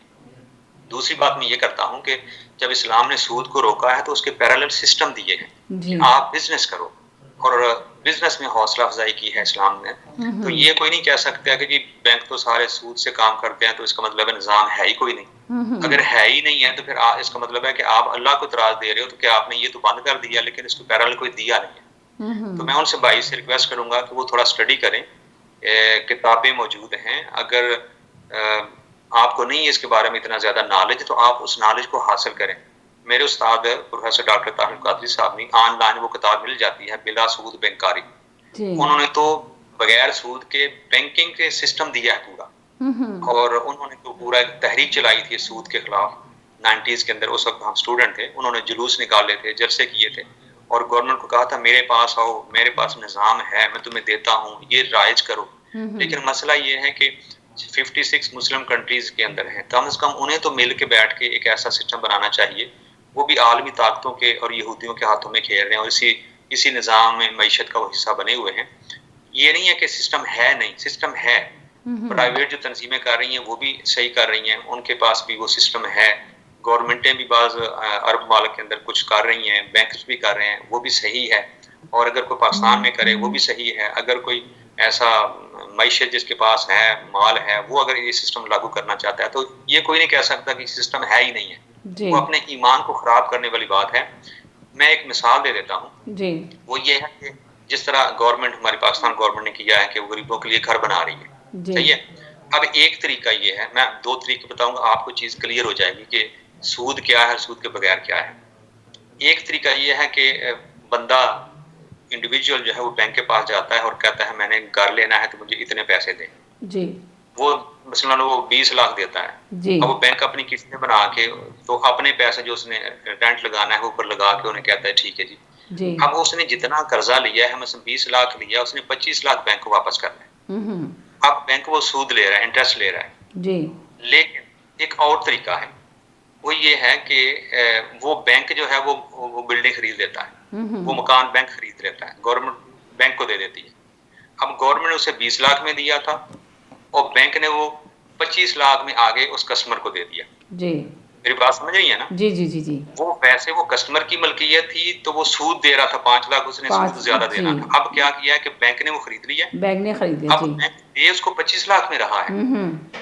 वो किस्तों में वो उसने बता दिया है, लेकिन वो अब बैंक की प्रॉपर्टी है, उसने बिजनेस किया बैंक ने, जी। और अगले बंदे ने बैंक से खरीदा है। अब ये है गैर सूदी काम, यानी ज़ाहिर है बैंक जब खरीदता है तो उसने उतने पैसों में नहीं आगे देना, उसने तो अपना मुनाफा लेके आगे देना है ना। जी जी जी। तो अब वो फिक्स नहीं रहा, यानी अब वो बैंक को पैसे ज्यादा नहीं दे रहा, बल्कि अब बैंक के साथ वो बिजनेस कर रहे हैं। इस तरह पहली शक्ल सूद की थी, और यानी कस्टमर मालिक बन जाए और वो जो कस्टमर जो है वो हर महीने बैंक को पे करे, लेकिन 20 लिया था 30 पे करे। जी। तो ये क्या था, ये उसने सूद के तौर पर कर्जा लिया था। दूसरा बिजनेस के तौर पे ये है कि बैंक खुद उस प्रॉपर्टी को खरीद ले, और ज़ाहिर है जब जो खरीदता है वो अपना मुनाफा रख के आगे बेचता है, वो आगे मुनाफा रख के कस्टमर को दे दे और वो महीने की उसको पे कर दे। तो ये दूसरा सिस्टम जो है वो बेस सूद की हो जाएगा, गैर सूद की हो जाएगा, और पहला सूद के साथ। हेलो जी, अस्सलाम वालेकुम। जी वालेकुम सलाम, अल्लामा साहब अस्सलाम वालेकुम। ये तो उन्होंने 100% क्लियर कर दिया सारे का सारा, जितने भी हराम यहाँ पे लेते हैं, रिगार्डलेस कोई भी लेता है तो वो इसी तरीके से लिए जाते हैं। आप बैंक से जाके लोन लेते हैं, वो बैंक की मलकियत है ठंडी ईयर के लिए, आपकी तो मलकियत ही नहीं है, वो मिल्कियत ही नहीं है। सही कहा आपने, वो तो मिल्कियत ही नहीं है, तो बैंक की आप तो रेंट पे रह रहे तो आपका तो 30 साल के बाद होगा, वो बैंक वालों से आप बिजनेस करें। बिल्कुल सारा क्लियर कर दिया उन्होंने 1 सेकंड में। जी। अल्लाह हाफिज। जी हेलो, अस्सलाम वालेकुम। अस्सलाम वालेकुम, क्या हाल है? बस ठीक ठाक, आप सुनाइए क्या हाल चाल है, कैसी हैं? ठीक है, तबीयत सही है? बस ऊपर नीचे हो रही है। चले, बस रमजान में यही होता है, सब एहतियात करें बहुत ज़्यादा। जी जी, अल्लामा साहब को भी मेरा सलाम। अभी ये सूद के ऊपर बात चल रही थी, तो लोग ऐसे कहते तो हैं कि हम बहुत इस्लाम को फॉलो करते हैं, तो ये जो चाइल्ड बेनिफिट होता है या फिर कोई पेंशन होती है तो वो भी तो ले ही लेते हैं। अगर ऐसी ही बात है तो अल्लामा साहब से पूछें तो क्या लोगों को वो भी नहीं लेनी चाहिए? और ये मोर्गेज के घर हैं, ये भी तो सूद ही एक तरह का हराम है, तो वो मतलब ये कंट्री तो चलती ही नहीं चीजों पे। और दूसरा चाइल्ड बेनिफिट या जो है कोई पेंशन है तो वो भी ले लेते हैं, वो भी हिचकिचाते नहीं है, तो वो हराम नहीं होता उन लोगों के लिए। ये नहीं समझ में आता ये दोहरी लोग बातें क्यों करते हैं, तो इसके बारे में जरा मौलाना साहब भी बताएं। जी बहुत शुक्रिया, थैंक यू। शुक्रिया। जी मौलाना साहब। जी ये तो इस पे बाद में बात हो गई है कि सिस्टम है, हमें मुसलमानों को चाहिए कि हम उन पे कोशिश करें कि उनको अडॉप्ट करें। मुसलमान हुकूमतों को चाहिए कि वो सिस्टम लेके आए, मुसलमान इंडिविजुअल्स को चाहिए जो सरमायादार हैं उनको चाहिए कि सिस्टम को लेके आए और मुआशरे के लिए रहमत बने। वो सूद जो है उसने देखें ये चंद लाख यहूदियों ने पूरी दुनिया को अपनी मुट्ठी में ले रखा है। ये सूद की ये नेचर है कि वो दुनिया को हैंडीकैप कर देती है और किसी का मोहताज कर देती है। इसलिए ये लानत है। वरासत के बारे में किसी ने सवाल किया था, मैं सूरह अन-निसा चौथी सूरत है और उसकी आयत नंबर 7 है। अगर जे इस आयत के बाद 8वीं आयत और अगली आयतों के अंदर 11वीं आयत में अल्लाह ने बड़ी तफसील के साथ वरासत के हकूक बयान किए हैं, लेकिन मैं फलसफा जो कुरान मजीद में है वरासत का वो बयान करना चाहता हूँ। अल्लाह ताला ने फरमाया औज़ु बिल्लाहि मिनश शैतानिर रजीम लिर्रिजालि नसीबुम मिम्मा तरकल वालिदान वल अक़रबून वलिन्निसाइ नसीबुम मिम्मा तरकल वालिदान वल अक़रबून मिम्मा क़ल्ल मिन्हु औ कसर नसीबम मफ़रूदा। अल्लाह ने फरमाया कि मर्दों के लिए भी जो उनके वालिदैन या कराबतदारों ने माल छोड़ा है, मर्दों के लिए भी उसमें हिस्सा है और औरतों के लिए भी उसमें हिस्सा है जो उनके कराबतदारों ने या वालिदैन ने माल छोड़ा है। फरमाया वो थोड़ा हो या ज्यादा हो उनका हिस्सा है नसीबम मफरूदा। अल्लाह ताला कहता है वो उन पर हिस्सा उनका फर्ज है, ऑब्लिगेटरी है, वो लाजमी है कि वो उनको मिले। तो कुरान मजीद की इस आयत में 7 नंबर आयत सूरह निसा की, इसमें अल्लाह ताला ने मुसलमानों पे फर्ज कर दिया है कि जो वारिस है उनको हिस्सा दिया जाए, वो मर्द हो या औरतें हो, वो बेटे हो या बेटियां हो, वो माँ हो या बाप हो, हर किसी को अल्लाह ने इसको इंसानों के ऊपर नहीं छोड़ा कि तुम आपस में तकसीम कर लेना, बल्कि अगली आयत में अल्लाह ताला ने फरमाया यूसिकुमुल्लाहु फी औलादिकुम लिज़्ज़करि मिस्लु हर्ज़िल उन्सयैन। अल्लाह ताला तुम्हें वसीयत करता है, तुम पे फर्ज करता है कि विरासत को तकसीम करो। उसमें लड़के के 2 हिस्से हैं, लड़की का हिस्सा है। अगर फ़इन कुन्ना निसाअन फ़ौक़ स्नतैन फलहुन्ना सुलुसा मिम्मा, यानी अगर 3 लड़कियां हैं तो उनका कितना हिस्सा है, अगर 2 हैं, अगर 1 है, लड़के ज्यादा हैं, लड़कियां ज्यादा हैं, पूरा तफसील से कुरान मजीद ने उसका हिस्सा जिक्र कर दिया है। हेलो, तो ये हमें चाहिए कि वालेकुम सलाम जी। मैंने एक क्वेश्चन पूछना था कि रमजान के दौरान ये बच्चियों का रात के वक्त एक्सरसाइज करना क्या ये जायज है? रमजान में बच्चियों का एक्सरसाइज करना जायज है रात में? ये वर्कआउट आजकल बहुत करती है ना बच्चियां जी, तो 2-2 घंटे वर्कआउट करती रहती हैं जी, तो ये क्या जायज है रमजान में करना? जरा तफसील से जवाब दिलवा दीजिए प्लीज। अच्छा, आपने ये पूछा है कि एक्सरसाइज करती हैं बच्चियां रात के अंदर रमजान के अंदर, तो वो जायज़ है नहीं जायज़ है, ये कह रहे हैं आप? जी जी जी जी। घर में ही कर रही हैं एक्सरसाइज? जी मौलाना साहब, आपने सुना? जी जी सुन लिया। चलो ठीक है, इनका तफसील से जवाब दे दें। वो कह रहे हैं प्लीज़ इनका तफसील से जवाब दिला दें, ये नए कॉलर थे। विरासत जो है, विरासत के बारे में हमारी बात चल रही थी कि विरासत के हिस्से अल्लाह ने कुरान में लिख दिए हैं जी। अब इल्म मफरूज कहाँ है कि इल्मुल फराइज है जी, यानी ये लाजमी हर मुसलमान को इल्म होना चाहिए जी। मैं बार बार कहा करता हूँ कि कुरान को पढ़ा करें, उसमें से गुजरा करें, कुरान के ऊपर से ख़त्म ना किया करें कि मैंने इस रमज़ान में 4 कुरान ख़त्म किया, 5 ख़त्म किए। अल्लाह के लिए ये हमें हिदायत की किताब है, इसके अंदर से गुजरे। आपने शायद पहले भी जब हमने शुरू में प्रोग्राम किया था तो आपने ये कहा था कि ज़रूरी नहीं है कि आप कुरान को गिनती करें कि 4 या 3 या 2 या 1। आप ये कोशिश करें कि अगर आपने एक आयत भी समझ के पढ़ ली कुरान को और समझ गए तो वो उसका बहुत बड़ा सवाब है। ये आपने शुरू में मेरे साथ प्रोग्राम किया। हजार नफल पढ़ने से ज्यादा बेहतर है। 1000 नफिल पढ़ने से ज्यादा बेहतर है जी। तो बता रहा हूँ, ये देखें अल्लाह ने पूरे असूल और फलसफे और छोटी छोटी बातें अल्लाह ने कुरान में बयान कर दी हैं कि तुमने विरासत को तकसीम करना है जी। इसमें समीना बहन, ये मौलाना साहब से पूछिएगा कि इनका कोई जानने वाला है जो जो जो विल लिखता हो, तो मैंने अपनी इस्लामिक शरीयत के हिसाब से विल लिखानी है। चलिए ठीक है इंशाल्लाह। क्योंकि शरीयत के हिसाब से कोई हो जो लिखने वाला हो तो मेरा नंबर इनको दीजिएगा ताकि फिर वो मुझसे बात करें। ठीक है, थैंक यू। Thank you. क्या करना है? विल लिखवानी है इन्होंने अपनी। विल जो है अगर तो आपने लिखवानी है विरासत के लिए तो विरासत अल्लाह ने तकसीम करनी है, आपने नहीं करनी, इसलिए विल की जरूरत नहीं है जी। समझ आई ना? क्योंकि आप कमी पेशी नहीं कर सकते कि बेटे को इतनी देनी है, बेटे को इतनी देनी है। हाँ, अगर आपने किसी वेलफेयर मगर मौलाना साहब कुछ लोग ऐसे होते हैं कि जिनके पास बहुत सारी जायदाद होती है, वो कहते हैं कि नहीं मैं जो है ना जब दुनिया से जाऊंगा तो मैं ये सब यतीम खानों को देके जाऊंगा, किसी औलाद को नहीं दूंगा। एक लोग 2-3 लोग ऐसे हैं और उनका इकलौता एक ही बेटा था, समझ लें। जब वालिद साहब के पास बहुत बड़ा घर था पर उन्हें ज़िद लगा के रखी थी कि नहीं मैंने देना ही नहीं है। बीवी का इंतकाल हो चुका था मगर वालिद साहब की ये ज़िद थी कि मैं अपने बेटे को नहीं दूंगा, ये मैं गरीबों को दे के जाऊँगा। तो ये क्या कहता है, इस्लाम क्या कहता है इसमें, इस सिलसिले में? हाँ, ये इस पे मैं तफसील से जवाब दूंगा। ये आपने लंबा सवाल कर दिया जी। ये सवाल का जवाब चलें आप नेक्स्ट हम मंडे को ले लेंगे आपसे इसका जवाब, मगर आप लिख लेंगे सवाल, इसलिए कि ये सवाल मेरे पास आया है, खुद टेक्स्ट किसी ने किया मुझे। आप तफसील से देंगे इंशाल्लाह। चलिए ठीक है। तो बता रहा हूँ कि विरासत जो होती है वो अल्लाह ताला ने अपने जिम्मे ले लिया है, तो अल्लाह ने हिस्से बांट दिए हैं, हमें उसकी फिक्र करने की जरूरत है। मेरे साथ मसला है कुछ, इसलिए क्योंकि 2 वाइफ हैं, उनके बच्चे हैं, अलग-अलग हैं, तो इसलिए मतलब डिस्ट्रीब्यूट करना। इनके साथ मसला है, इनकी जायदाद है, इनकी 2 वाइफ हैं, बच्चे हैं अलग अलग, तो इनके साथ थोड़ा प्रॉब्लम है। डिवोर्स हो गई मगर ये कि उसको हिसाब से करना है। डिवोर्स हो गई है मगर इसके हिसाब से तो करना है, इसलिए कोई मसला है, तो इसलिए मतलब विल लिखानी है ताकि कोई फड्डा ना हो बाद में कोई लड़ाई ना हो। ये विल लिखवा के अपनी वसीयत, आप ये कहेंगे वसीयत लिखवा के शरय के हिसाब से लिखवानी है ताकि मैं गुनाहगार ना हूँ। अच्छा, आप गुनाहगार ना हो, बहुत अच्छी बात की आपने। चलिए बहुत शुक्रिया, थैंक यू। इसके लिए आप अगर मेरा टेलीफोन दे देंगे इनको तो वो मुझसे डायरेक्ट रब्ता करके ठीक है तरीका पूछ लेंगे।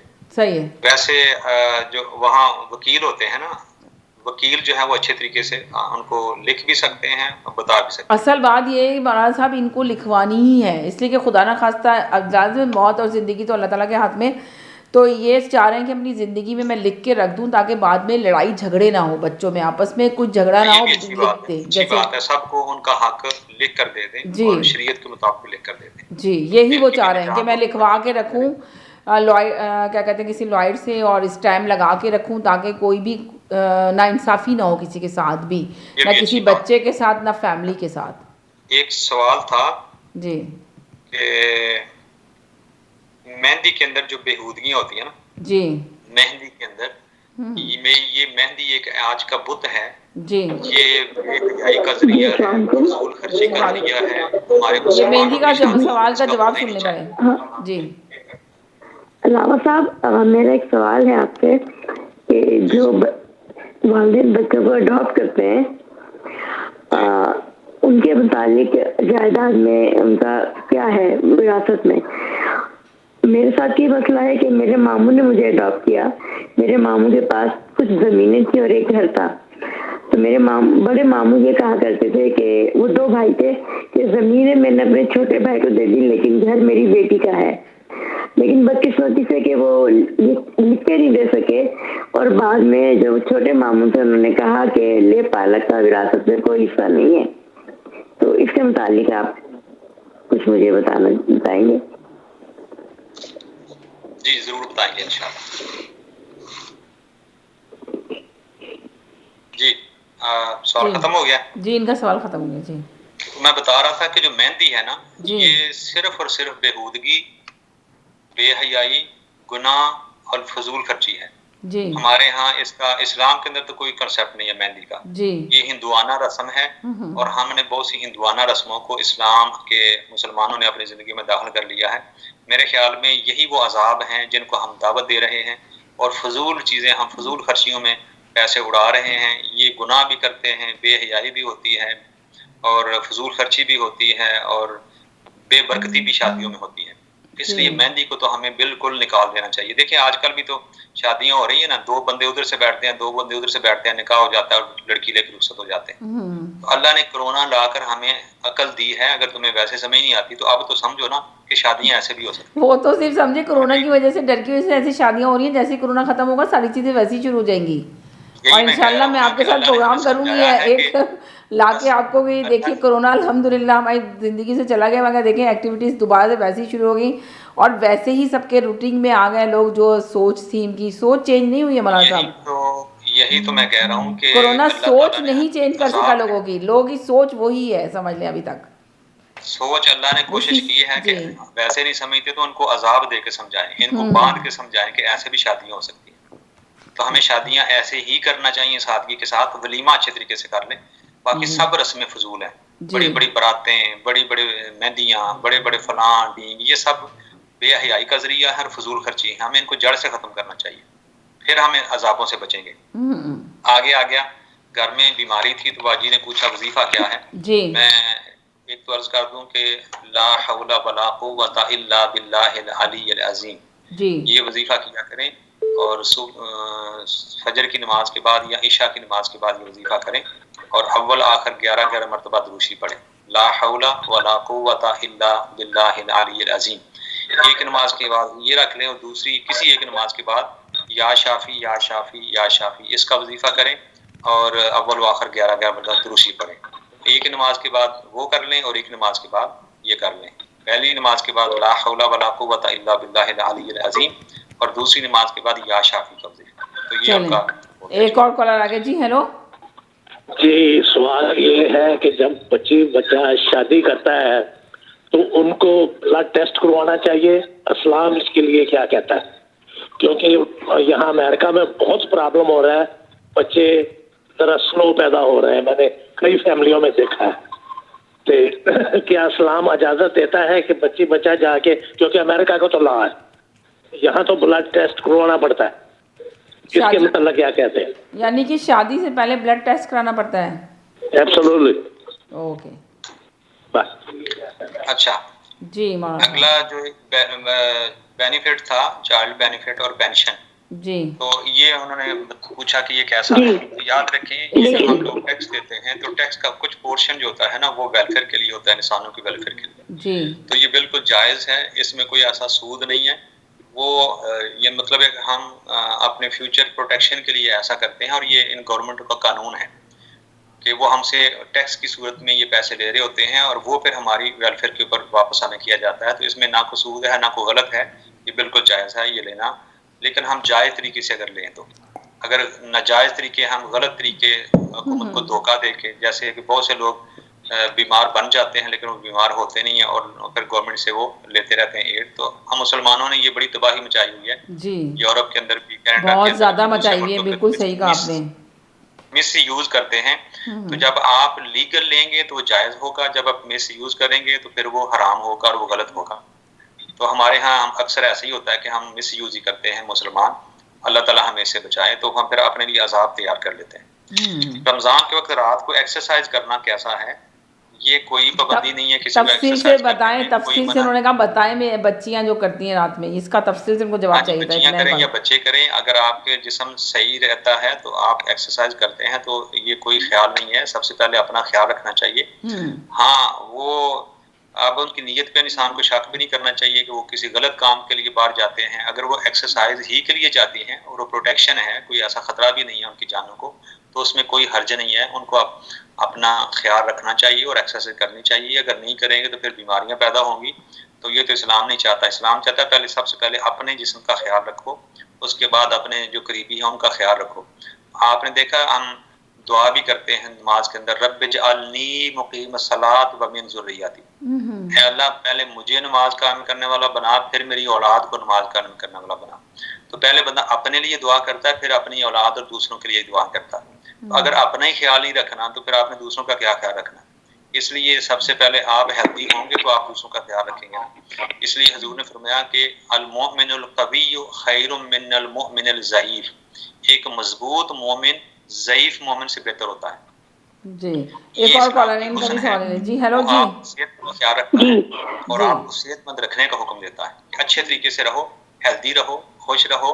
और फिर जब हेल्दी और खुश होगे तो दूसरों का भी ख्याल रखोगे ना।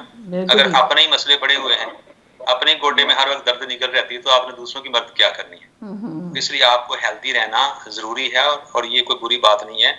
वो घर में करें एक्सरसाइज या बाहर निकल कर करें। अगर बाहर भी अमन है, खौफ नहीं है, कोई खतरा नहीं है, तो और रमजान में भी कर सकती हैं। रमजान में भी उन्होंने रमजान का खासकर जोर दिया। रमजान का तो मसला ही कोई नहीं ना, मतलब वो अफोर्ड कर रही है तो कर सकती है ना। अगर एक दिन वो कर ले, एक सेकंड अगले हो रोजा जी। ही ना हेलो रख सकें या रोजा। हेलो जी, अस्सलाम वालेकुम। जी वालेकुम सलाम जी। मौलाना साहब से मुझे ये पूछना है कि जब प्रेग्नेंट होती हैं औरत, तो अगर अल्लाह ना करे कोई बच्चे में कोई नुक्स हो या कोई बीमारी हो, तो डॉक्टर बता देता है कि बच्चा किसी कंडीशन के साथ पैदा हो रहा है, तो वो बच्चा अगर वो पूछते हैं कि आपको रखना है या अवॉर्ड करना है, तो वो बताएं कि अगर जैसे फुल टर्म में है या मिड टर्म में है, तो वो अवॉर्ड करना क्या सही होता है या नहीं, उसका कोई गुनाह है? ठीक है, बहुत शुक्रिया जी। जी बोलिए जी। अलावा साहब, लेकिन मसला ये है कि अगर जो ये चीजें नहीं करते उनको लोग कहते हैं ये तो बहुत बैकवर्ड है, इन्हें तो बिल्कुल वो नहीं है। ये बड़ा मसला है कि लोग फिर उसके ऊपर जाहिल का या उनको बिल्कुल बैकवर्ड का जो है वो ठप्पा लगा देते हैं कि ये लोग तो इन्हें कुछ तमीज नहीं है या ये नहीं करना चाहते। फिर इस तरह के बड़े मसले हो जाते हैं कि लड़के वाले कहते हैं कि नहीं हमें करनी है, हम चाहते हैं कि नहीं करें, फिर उसमें क्या किया जाए? या तो आप दीन को फॉलो कर लें या फिर उनकी बातों में आ जाएं। आप अगर स्ट्रिक्ट हो जाएंगे कि भाई दीन ये कहता है हमारा, हमें नहीं करनी ये वाली रस्मात जो उन्होंने ये बोला है कि ये बिल्कुल गलत है, तो वो अगर आप उनकी बात सुनेंगे या आप अल्लाह की बात सुनेंगे। ना जितनी जगह में रजिस्टर हुई है मैंने पहले यही बात की है कि देखिए मुझे मेहंदी ये चीजें नहीं करनी है ना, ये पहले क्लियर कर दीजिएगा। यही तो बात है ना कि अगर मतलब है कि हमने अल्लाह को राजी करना है या इंसानों को करना है, तो अगर अल्लाह को राजी करना है, और ये चीज मैं पहले ही क्लियर कर देना चाहती हूँ कि मैं ये चीजें नहीं करूँगी। मुआशरे में हर किस्म के लोग होते हैं कि आप फिर जो इतना ख्याल नहीं रख रहे, अगर आपका दीन मजबूत है तो आप मजबूत दीन वालों के साथ रिश्ता जोड़ें, आप ऐसों के साथ रिश्ता ही ना जोड़ें जो आपके ईमान को भी खराब। देखिए आपने है ना ये बात बोली ना कि मैंने पहले ही रख दिया और लोग ये कहते हैं जाहिल हैं ये वो। देखें आप, बहुत सारी लड़कियां हैं जो हिजाब लेती थी। ये मैंने पहले भी, जब मैं बहुत पहले की बात है जब टीवी पे नहीं थी, मैं एक और मीडिया रेडियो में करती थी प्रोग्राम, तो तब मैंने हिजाब का रखा था। तो बहुत सारे लोगों के साथ परेशानियां थी कि हिजाब वाली लड़कियों के रिश्ते नहीं होते थे, मगर उनके मदर पेरेंट्स ने लड़कियों को ये नहीं कहा कि हिजाब उतार दो तुम अगर तुम्हारा रिश्ता नहीं हो रहा। उन्होंने अपना हिजाब ही रखा और अल्हम्दुलिल्लाह उनको उसी के हिसाब से रिश्ता भी मिला और बहुत सारे लोगों ने मुझे मैसेज भी किया। तो ये देखिए, ये अल्लाह के ऊपर होता है, अपने आप को मजबूत बनाना है।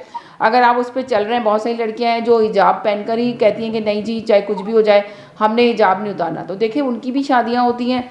और कुछ लोगों की डिमांड होती है कि भाई हिजाब वाली लड़की नहीं चाहिए, तो उनकी भी शादी होती है। ये तो अल्लाह ताला की तरफ से ही है, आपके ऊपर है, ये डिपेंड करता है कि आपने मेहंदी करनी है नहीं करनी। ये तो बहुत सारे लोग जो कंबाइन करने लगे, मुझे करनी ही नहीं है, मतलब मैं ये चीज करना ही नहीं चाहती, क्योंकि मेरे घर दूसरों की भी बेटियां आई हैं। देखे है ना, बहुत सारी शादियों में मैं भी गई हूँ यहाँ पे, कि जो बिल्कुल अलग अलग होती हैं शादियाँ, वो अपने रस्म रिवाज के हिसाब से करते हैं और वो शादियाँ भी कामयाब होती हैं। उनका अपना रूल होता है, सिस्टम होता है। जैसे मौलाना साहब ने कहा कि आप उस साइड पे जाए ही ना, क्योंकि ये बहुत बड़ा आजकल बहुत बड़ा इशू हुआ है कि लोग कंबाइन के खर्चे के चक्कर में एक साथ करते हैं, है ना, फिर उनकी मतलब बहुत बेहूदी है ये। मैंने तो क्लियर बता दिया कि बेहूदगी है, ये बेहयाई के जुमरे में आता है और यही अजाब है जो हमारे ऊपर आए हुए हैं। और इसलिए अगर किसी ने बहुत भी करना है तो ठीक है, अपने घर में जाके करो, हम उसमें शामिल नहीं होंगे। आप बिल्कुल ठीक है, सही है जी। बहुत शुक्रिया लामा साहब, बहुत शुक्रिया, थैंक यू जी। चले मौलाना साहब, आप सवाल बहुत सारे हैं, आपके पास जवाब दे दें। मौलाना साहब जवाब देने से पहले एक छोटे से ब्रेक की तरफ जा रहे हैं, ब्रेक के बाद वापस आते हैं तो फिर जवाब लेते हैं आपसे। कहीं नहीं जाइएगा, साथ रहिएगा, कि छोटे से ब्रेक के बाद वापस आते हैं। ओंटारियो की कोविड-19 टीकाकरण योजना फैलाव रोकने और जीवन बचाने में मदद कर रही है। जब तक हम सभी को टीका न लगा दिया जाए तब तक मास्क पहने, अपने हाथ धोते रहें और दूरी बनाए रखें। हम इतनी दूर तक एक साथ आए हैं और पूरे ओंटारियो भर में हर एक दिन हजारों लोगों को टीके लगाए जा रहे हैं। आपकी बारी जल्द ही आ रही है। ओंटारियो की टीकाकरण योजना के बारे में और अधिक जानकारी प्राप्त करें। ओंटारियो सरकार द्वारा भुगतान किया गया। 2020 का लाजवाब ऑफर, जहां हम 0% फाइनेंसिंग पर आपकी मनपसंद कार दे रहे हैं, फ्री विंटर टायर्स, और साथ ही हम मुफ्त ऑयल चेंज भी दे रहे हैं, वो भी उम्र भर के लिए। अभी आएं और इस लाजवाब ऑफर का लुत्फ लें। जल्दी करें, आपका खुशामदीद हमारे आउटलेट में, जो कि 60 Queens Plate Drive at intersection close to highway 27 and Rexdale opposite to Woodbine race track. जल्द से जल्द इस ऑफर का लुत्फ लें। आज ही कॉल करें सुनील अग्रवाल को 647-703-0218। पाकिस्तान का सबसे मशहूर extra long grain Mughal basmati rice, available in both white and सेला। Home delivery is available subject to minimum order and radius, also available at your neighbourhood fresh को। मजीद मालूमात के लिए आज ही कॉन्टैक्ट करें 5146630480 पर या ऑर्डर करें हमारे फेसबुक से। बनाए ये रमजान और भी खास मुगल बासमती के साथ, the premium choice for premium taste. Awaz entertainment Canada का सबसे ज्यादा देखा जाने वाला उर्दू हिंदी टीवी चैनल अब दस्तयाब है सैटेलाइट और केबल पर। India, Pakistan, Saudi Arab, United Arab Emirates, Australia, New Zealand, United Kingdom और कई सारे मुमालिकों में दस्तयाब। दुनिया के कोने कोने में पहुंचेगी आपकी आवाज, सिर्फ और सिर्फ आवाज एंटरटेनमेंट के साथ। डिक्सी इलेक्ट्रॉनिक्स और अप्लायंसेस पिछले 16 सालों से खरीदारों की खिदमत कर रहे हैं। हम लगातार 4 सालों से खरीदारों की पहली पसंद बने रहने का अवार्ड हासिल कर चुके हैं। हम किचनर्स, बॉश, वर्लपूल, एलजी, सैमसंग और जनरल इलेक्ट्रिक के ऑथराइज्ड डीलर हैं। 5 स्टार खिदमत का लुत्फ लें। हम आप सभी को टीवी सबसे ज्यादा रियायती दामों पर देने की गारंटी देते हैं। www.dixieelectronics.ca हमारी वेबसाइट पर जाएं या अभी कॉल करें 905-625-5900। सभी बहुत ही मुनासिब कीमत पर दस्तयाब हैं, जो आप बाआसानी से ले सकते हैं। At Dixie we sell quality and deliver confidence. Dixie और एग्लिंटन के इंटरसेक्शन पे तशरीफ लाइए ज़ौक़ रेस्टोरेंट। जायकेदार लजीज खानों का मरकज, पाकिस्तानी, इंडियन और हक्का चाइनीज। आप हमसे लाइव बारबेक्यू और कैटरिंग के लिए राब्ता कर सकते हैं। राब्ते के लिए हमारा नंबर 9056257786। ओंटारियो की कोविड-19 टीकाकरण योजना फैलाव रोकने और जीवन बचाने में मदद कर रही है। नाज़रीन हम गए थे एक छोटे से ब्रेक की तरफ। ब्रेक के बाद वापस आए। आपके काफ़ी लोगों के सवालात हैं, तो अब चाहेंगे मौलाना साहब जल्दी से जवाब दे दें ताकि फिर हम दुआ भी करा लें, इसलिए कि बहुत ज़्यादा दुआ की भी ज़रूरत है। आपको पता है जिस तरह कोविड-19 पूरी तरह फैला हुआ है, तो इसमें बस समझ लें ये मुबारक महीना है, रहमत और बरकतों का महीना है, इसमें जितनी भी दुआ की जाए कम है। जी मौलाना साहब। जी, एक सवाल था कि बच्चों को जो लोग प्रॉपर्टी नहीं देते, विरासत नहीं देते और अपनी ज़िंदगी में किसी रफ़ाही अदारे के नाम लगा देते हैं, तो याद रखें ये अल्लाह ताला ने बच्चों का हक रखा हुआ है। वालिदैन का फ़र्ज़ है कि उन तक प्रॉपर्टी पहुँचाएं। अगर वो नहीं पहुँचाते तो वो हराम कर रहे होते हैं। अल्लाह ताला को ऐसे माल की ज़रूरत नहीं है। एक बंदा हजूर की बारगाह में आया और उसकी एक बेटी थी और बीवी थी। कहता है या रसूल अल्लाह, मैं लगता है मैं दुनिया से चला जाऊँगा तो मैं सारी जायदाद क्या अल्लाह के राह में तकसीम कर सकता हूँ? हुजूर ने फरमाया कभी नहीं कर सकते, ये गुनाह है सारी जायदाद अल्लाह के रास्ते में देना। फरमाया कि तुम गरीबों को दोगे और अपनों को गरीब करके जाओगे कि तुम्हारे मरने के वो तो भीख मांगते फिरे। कितनी प्यारी बात की आपने। मौलाना साहब की पिक्चर्स नहीं आ रही है जी, कितनी प्यारी बात की आपने, कितनी खूबसूरत बात की आपने। ये ईमान ऐसे ड्रामे करता रहता है जी। तो बता ही रहा हूँ कि हुजूर ने मना फरमाया कि आप अपनी सारी प्रॉपर्टी, तो इंसान को अल्लाह ताला ने तीसरा हिस्सा जायदाद में वसीयत करने का हक दिया है। ये अल्लाह ने राइट दिया है कि आप थर्ड जो है ना, वन थर्ड के ये बात तो आपने बहुत ही प्यारी दी कि अल्लाह देखें हज़रत सल्लल्लाहु अलैहि वसल्लम की खिदमत में हाजिर हुआ, उसने कहा कि जायदाद पूरी मैं यतीम खाने दे दूँ। उसने कहा नहीं, आप अपनों का हक नहीं मार सकते, उनको गरीब करके जाओगे। कितनी प्यारी बात की है। अब फरमाया कि आप उनको गरीब करोगे, वो दूसरों से मांगते रहेंगे और आप किसी की झोली भर के चले जाओगे, ये जुल्म है और ऐसा नहीं आप कर सकते। तो एक हदीस पाक में फरमाया कि बाज़ औक़ात लोग सारी उम्र नेकियां करते रहते हैं, लेकिन आखिरी उम्र में आके वो बच्चों को जायदाद से महरूम करके जहन्नम का ईंधन बन जाते हैं और वसीयत गलत कर जाते हैं तो जहन्नम में चले जाते हैं। और बाज़ औक़ात गुनाहगार होते हैं लेकिन आखिर में वसीयत अच्छी करके और अच्छी तरह माल तकसीम करके जन्नत में चले जाते हैं। ये हदीस पाक में। इसलिए अल्लाह ताला ने 1/3, ये याद रखें, 1/3 प्रॉपर्टी का उसके अंदर वसीयत का अल्लाह ने आपको इजाजत दी है कि आप कर सकते हो जी। आप सारी प्रॉपर्टी किसी को नहीं दे सकते। 1/3 में आप किसी को कर सकते हो कि ये मेरी प्रॉपर्टी जो है वो मस्जिद में देना या किसी गरीब इदारे को देना या किसी वेलफेयर ट्रस्ट को देना। 1/3, उससे ज्यादा नहीं। वो किसी रिश्तेदार को भी कर सकते हो, किसी इदारे को भी कर सकते हो, गवर्नमेंट को भी दे सकते हो। और बाकी जो है वो अल्लाह ने तकसीम कर दी है, वो बाद में अपने हिस्सों के मुताबिक लेते रहे। एक ये सवाल था।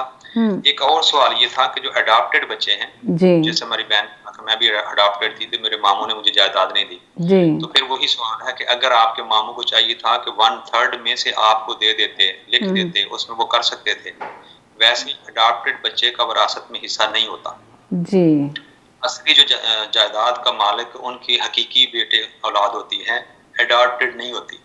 इसलिए अल्लाह ने 1/3 रखा हुआ है कि वो अगर किसी कोई अडॉप्टेड है या कहीं उसका दिल करता है कि मेरी जायदाद फलां जगह नेक काम में लग जाए, तो वो 1/3 में अडॉप्टेड की दे सकता है और किसी और जगह भी दे सकता है। तो वो मामू को चाहिए था कि जिंदगी में आपके नाम वो जो भी देना चाहते थे वो 1/3 में से आपको जो दे देते और बाकी अपने बच्चों के लिए छोड़ देते।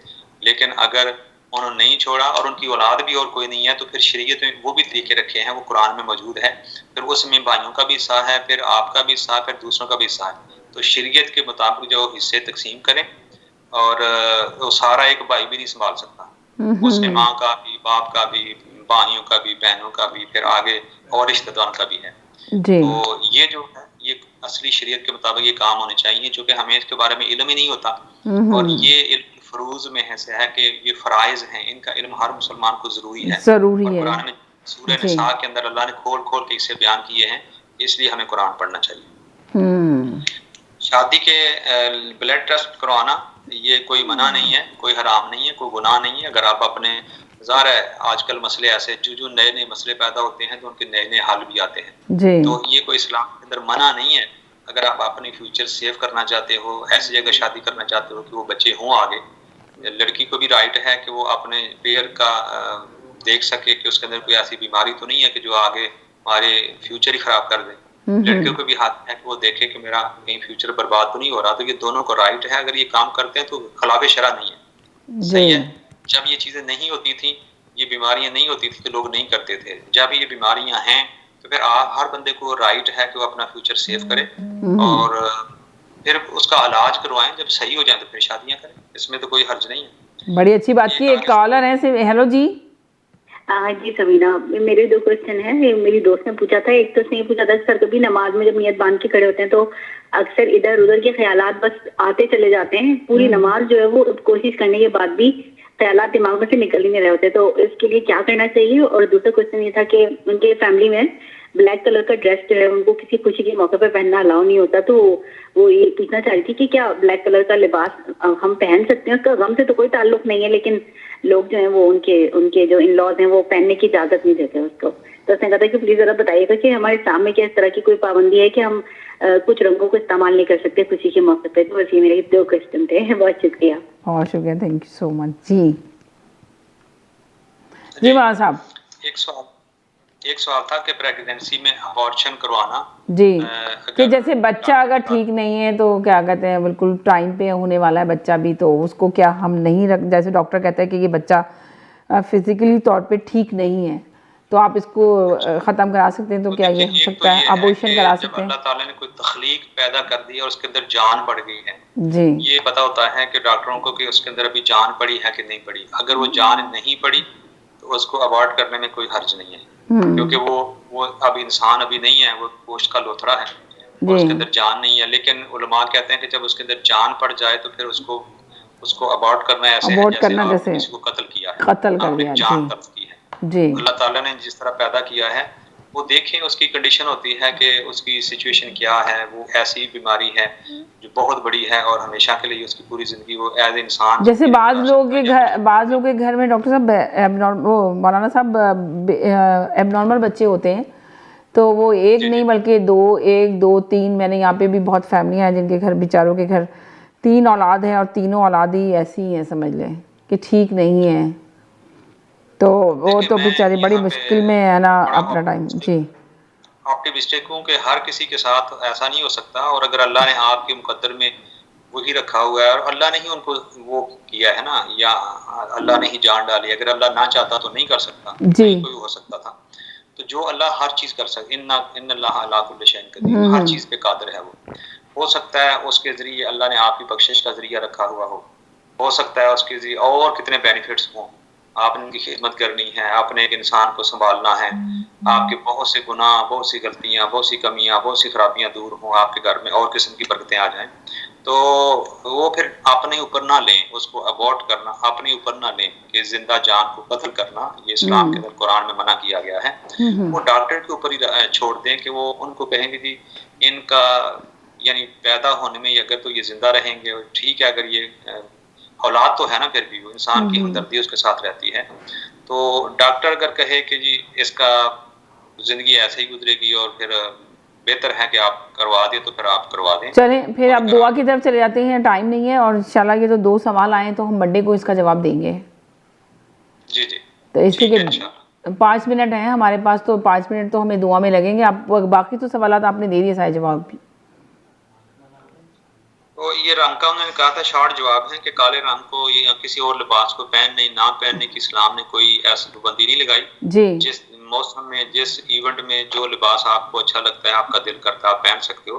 इस्लाम के अंदर कोई मना नहीं है जी। ये कल्चरल चीजें होती हैं कि कोई इस्लाम के अंदर फॉर एग्जांपल हुजूर की सुन्नत है सफेद लिबास पहना करते थे, आप पसंद फरमाते थे, लेकिन हुजूर कभी आप सुर्ख भी चादर ले लेते थे, लेकिन किसी को किसी लिबास से मना नहीं करते। जैसे वो ब्लैक उनके रिश्तेदार उनके वहाँ पहनने नहीं देते वो लोग ब्लैक कलर, तो इसलिए उन्होंने पूछा कि इस्लाम क्या कहता है।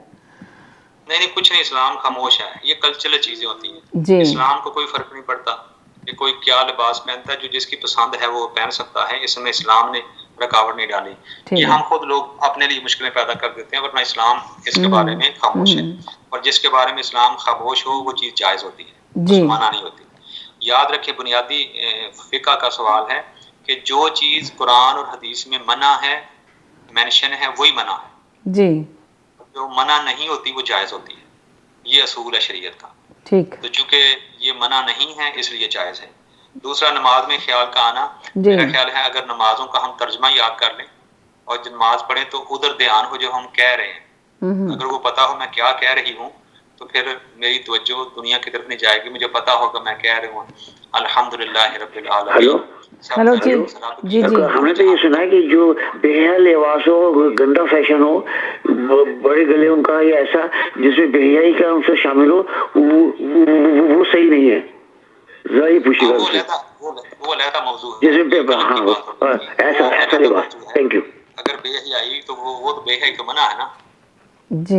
इस्लाम बेहयाई से मना करता है, तो वो मैं उसका जवाब नहीं दिया, मैंने सिर्फ कलर का जवाब दिया कि कलर जो है वो आप पहन सकते हैं, लेकिन वो चुस्त लिबास ज्यादा पहनना जिसमें आपके आर्गन जो है वो साफ नजर आ रहे हो, या इतने बारीक पहनना या गले बहुत बड़े बड़े रखना, ये जो बेहयाई के ज़ुमरे में आता है, मैं उनकी बात नहीं करता, वो बेहयाई ही है, उसकी मैं वकालत नहीं करता।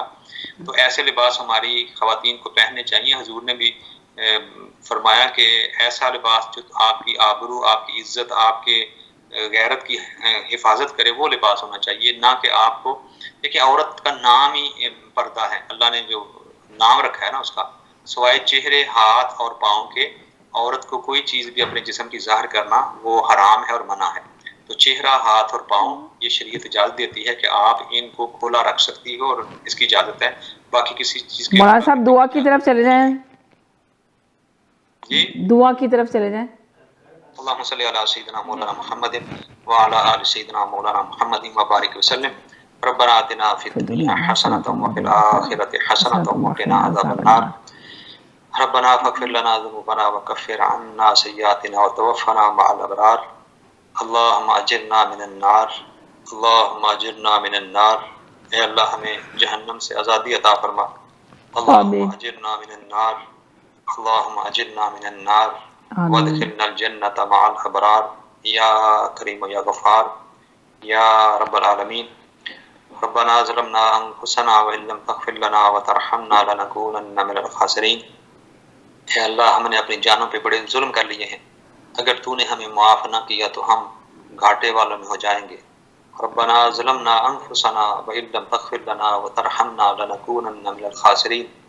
ऐ अल्लाह, ऐ करीम, ऐ रहमान, या रहीम, या सत्तार, या जब्बार, या रहमान, या रहीम, हम सब तेरे बंदे, तेरी बंदियां, हम गुनाहगार हैं, बदकार हैं, डूबे हुए ज़िल्लत में हैं, पर कुछ भी हैं मौला तेरे महबूब की उम्मत से हैं। कर्म करना अपने आईने कर्म को भूल जा, हम तुझे भूले हैं लेकिन तू ना हमको भूल जा। इन्नका अला कुल्लि शैइन क़दीर, तू खुद कुरान में कहता है व तुइज़्ज़ु मन तशा व तुज़िल्लु मन तशा बियदिकल खैर इन्नका अला कुल्लि शैइन क़दीर। सब इज्जतें तेरे पास हैं, सब जिल्लतें तेरे पास हैं, जिसे चाहे इज्जत दे दे, जिसे चाहे जिल्लत दे दे। मौला तू हर चीज़ का मालिक है, हम तेरे बंदे और तेरी बंदियां तेरे हजूर झोलियां फैला कर बैठे हैं। मौला हम तेरे फ़कीर और फ़कीरनियां हैं, हमें अपनी रहमत रमज़ान में रहमत अता फरमा। आमीन। और जितने भी लोग हमारी बहनें भाई सुन रहे हैं, या अल्लाह उनके घरों से तमाम मुश्किलें दूर फरमा, आमीन। तमाम परेशानियां दूर फरमा, तमाम बीमारियां दूर फरमा, आमीन। जो बेरोजगार हैं उनको अच्छा रोजगार अता फरमा, जिनके बच्चे जो खुद मरीज हैं उनको सेहत, शिफा और तंदुरुस्ती अता फरमा, जिनके घरों में बेबरकती है उनके घरों में बरकत अता फरमा, जिनकी बच्चियां जवान हैं उनको अच्छे रिश्ते अता फरमा, जिनके यहाँ औलाद नहीं उनको अच्छी औलाद अता फरमा, आमीन। या अल्लाह जिसके यहाँ अच्छा कारोबार नहीं वो अच्छा रोजगार और कारोबार अता फरमा, आमीन। जिसके घर में नाचाकी और बदमजगी है मौला करम फरमा, रमजान के सदके उनको मोहब्बतों से भर दे, उनके घर से हसद नफरतें दूर कर दे, हमारे मुसलमानों के दिलों से हसद दूर कर दे, नफरतें दूर कर दे, मोहब्बत और प्यार और अदब की तौफीक अता फरमा, आमीन। या अल्लाह जितने लोग हमारे घरों से दुनिया से चले गए उनको जन्नत में आला मुकाम अता फरमा। या अल्लाह हमारे मुल्क पाकिस्तान को अमन और इस्तेहकाम का गहवारा बना, उसको तरक्की अता फरमा। रब्बे कायनात उनको पाकिस्तान को दाखिली और खारजी फितरों से महफूज फरमा, वहाँ अमन का दौर दौरा, हजूर के दीन का दौर दौरा फरमा। रब्बे कायनात तूने इब्राहीम अलैहिस्सलाम को चीखा से निकाला था, आग से निकाला था, ऐ रब हम गुनाहों की चीखा में पड़े हुए हैं। इब्राहीम अलैहिस्सलाम के लिए वो आग ठंडी कर देने वाले खुदा, तूने कहा था या नार कूनी बर्दन सलामन अला इब्राहीम, कि ऐ आग इब्राहीम पर ठंडी हो जा। मौला हम गुनाहों की चिखा में जल रहे हैं, या अल्लाह इन गुनाहों से हमें निकाल के हमें नेकियों में डाल दे। ऐ यूनुस अलैहिस्सलाम को 40 दिनों के बाद मछली के पेट से निकालने वाले, हम भी बदअमनी और गुनाह और गफलत की मछली के पेट में हैं, और हम भी कह रहे हैं ला इलाहा इल्ला अंता सुब्हानका इन्नी कुन्तु मिनज़ ज़ालिमीन। हम भी पुकार रहे हैं ला इलाहा इल्ला अंता, मौला तेरे सिवा कोई माबूद नहीं और तू पाक है। ला इलाहा इल्ला अंता सुब्हानका इन्नी कुन्तु मिनज़ ज़ालिमीन, मैं ही जालिम हूँ, हम ही गुनाहगार हैं, हम ही बदकार हैं। ऐ उनको उस अंधेरों से निकालने वाले, हमें गुनाहों के अंधेरे से निकाल दे, हमें जुल्मतों के अंधेरे से निकाल दे। ऐ यूसुफ अलैहिस्सलाम को कुएं से, गहरे और अंधे कुएं से निकाल कर तख्त पर बिठाने वाले खुदा, तेरे कमाल और तेरी कुदरतें कहाँ कहाँ नजर आ रही हैं। हमें भी गुनाहों के जहन्नम और कुएं से निकाल के हमें भी अमन के इक़्तिदार पर बैठा दे, हमें अपनी गुलामी के इक़्तिदार पर बिठा दे, हमारी जबीनों को अपने सजदों की लज्जत दे, हमारी आंखों को अपनी याद के आंसू दे, हमारे दिलों को अपनी मोहब्बत में तड़पना दे। मौला हमें दुनिया के गमों ने, दुनिया की परेशानियों ने हमारी ज़िंदगी को अजाब बना दिया है। या अल्लाह तो हमें दुनिया के दुख दूर करके हमें अपना गम दे दे, हम तेरी याद में रोएं, तेरे इश्क में रोएं, सजदे करके हम सजदों में तेरी याद में रोएं, तेरे दीदार की तलब में रोएं, तेरे नबी के दीदार की तलब में रोएं। हम दुनिया के गम दूर कर हमें अपना गम दे दे, हमें अपनी मोहब्बत का गम दे दे, हमें अपनी आखिरत का गम दे दे, हमें अपनी जन्नत का गम दे दे, हमें अपनी रजा का गम दे दे। तो करम फरमा और हमारे अहवाल बदल दे। हजूर की उम्मत इस वक्त जुल्म की चक्की में पिस रही है, मौला उनको इस जुल्म की चक्की से निकाल दे। दुनिया में हर जगह मुसलमान ही जलील हो रहे हैं, इसलिए कि हमारे किरदार मुसलमानों वाले न रहे, हमारे अखलाक मुसलमानों वाले न रहे। हम दुनिया में अमन के दाई थे, हम बदअमनी के पैगंबर बन गए। हम दुनिया में अखलाक के पैकर थे, हम बद अखलाकी का पैकर बन गए। मौला हमारे किरदार बदल दे, लोग हमें देख कर कलमा पढ़े।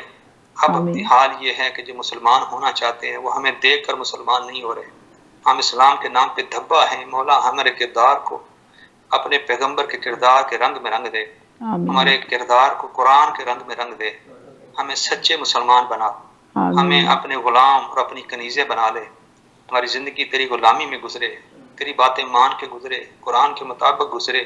हमारी नस्लों को नेक बना दे, हमारी नस्लों को कुरान का तालिब इल्म बना दे, हमारी नस्लों को हजूर की सुन्नत पे चलने वाला बना दे, हमारी नस्लों को सही इस्लाम पे अमल करने वाला बना दे, और हमें भी इस्लाम की अक़दार पर अमल करने की तौफीक अता फरमा। मौला जो मांग सके वो भी अता फरमा, जो नहीं मांग सके अपनी जनाब से हमें वो भी अता फरमा। रब्बना तक़ब्बल मिन्ना इन्नका अंतस समीउल अलीम व तुब अलैना इन्नका अंतत तव्वाबुर रहीम व सल्लल्लाहु अला हबीबिही मुहम्मद व अला आलिहि व सहबिहि अजमाइन बिहक़्क़ि ला इलाहा ला इलाहा मोहम्मद रसूलुल्लाह। अल्लाह सबकी दुआएं कबूल और मंजूर फरमा। चलें जी नाज़रीन, बस अब हम आपसे इजाज़त चाहते हैं, वीकेंड आ रहा है, घर बस आखिर में यही मैसेज देंगे आपको, घर में रहिएगा एहतियात से और अपनी इफ्तारी अपनों के साथ कीजिएगा। ज़रूरत के तहत ज़रूरत हो तो घर से बाहर निकलिएगा ग्रॉसरी के लिए, मगर वो भी बहुत एहतियात के साथ। चले जाते जाते बस ये कहेंगे मौलाना साहब आपका बहुत शुक्रिया। जाते जाते बस ये कहेंगे खुश रहें, मुस्कुराते रहें, ज़िंदगी बहुत खूबसूरत है, ज़िंदगी रही। इंशाल्लाह मंडे को फिर आपसे मुलाकात होगी आपके अपने प्रोग्राम तकरार में। जब तक के लिए इजाज़त चाहते हैं, अल्लाह हाफ़िज़।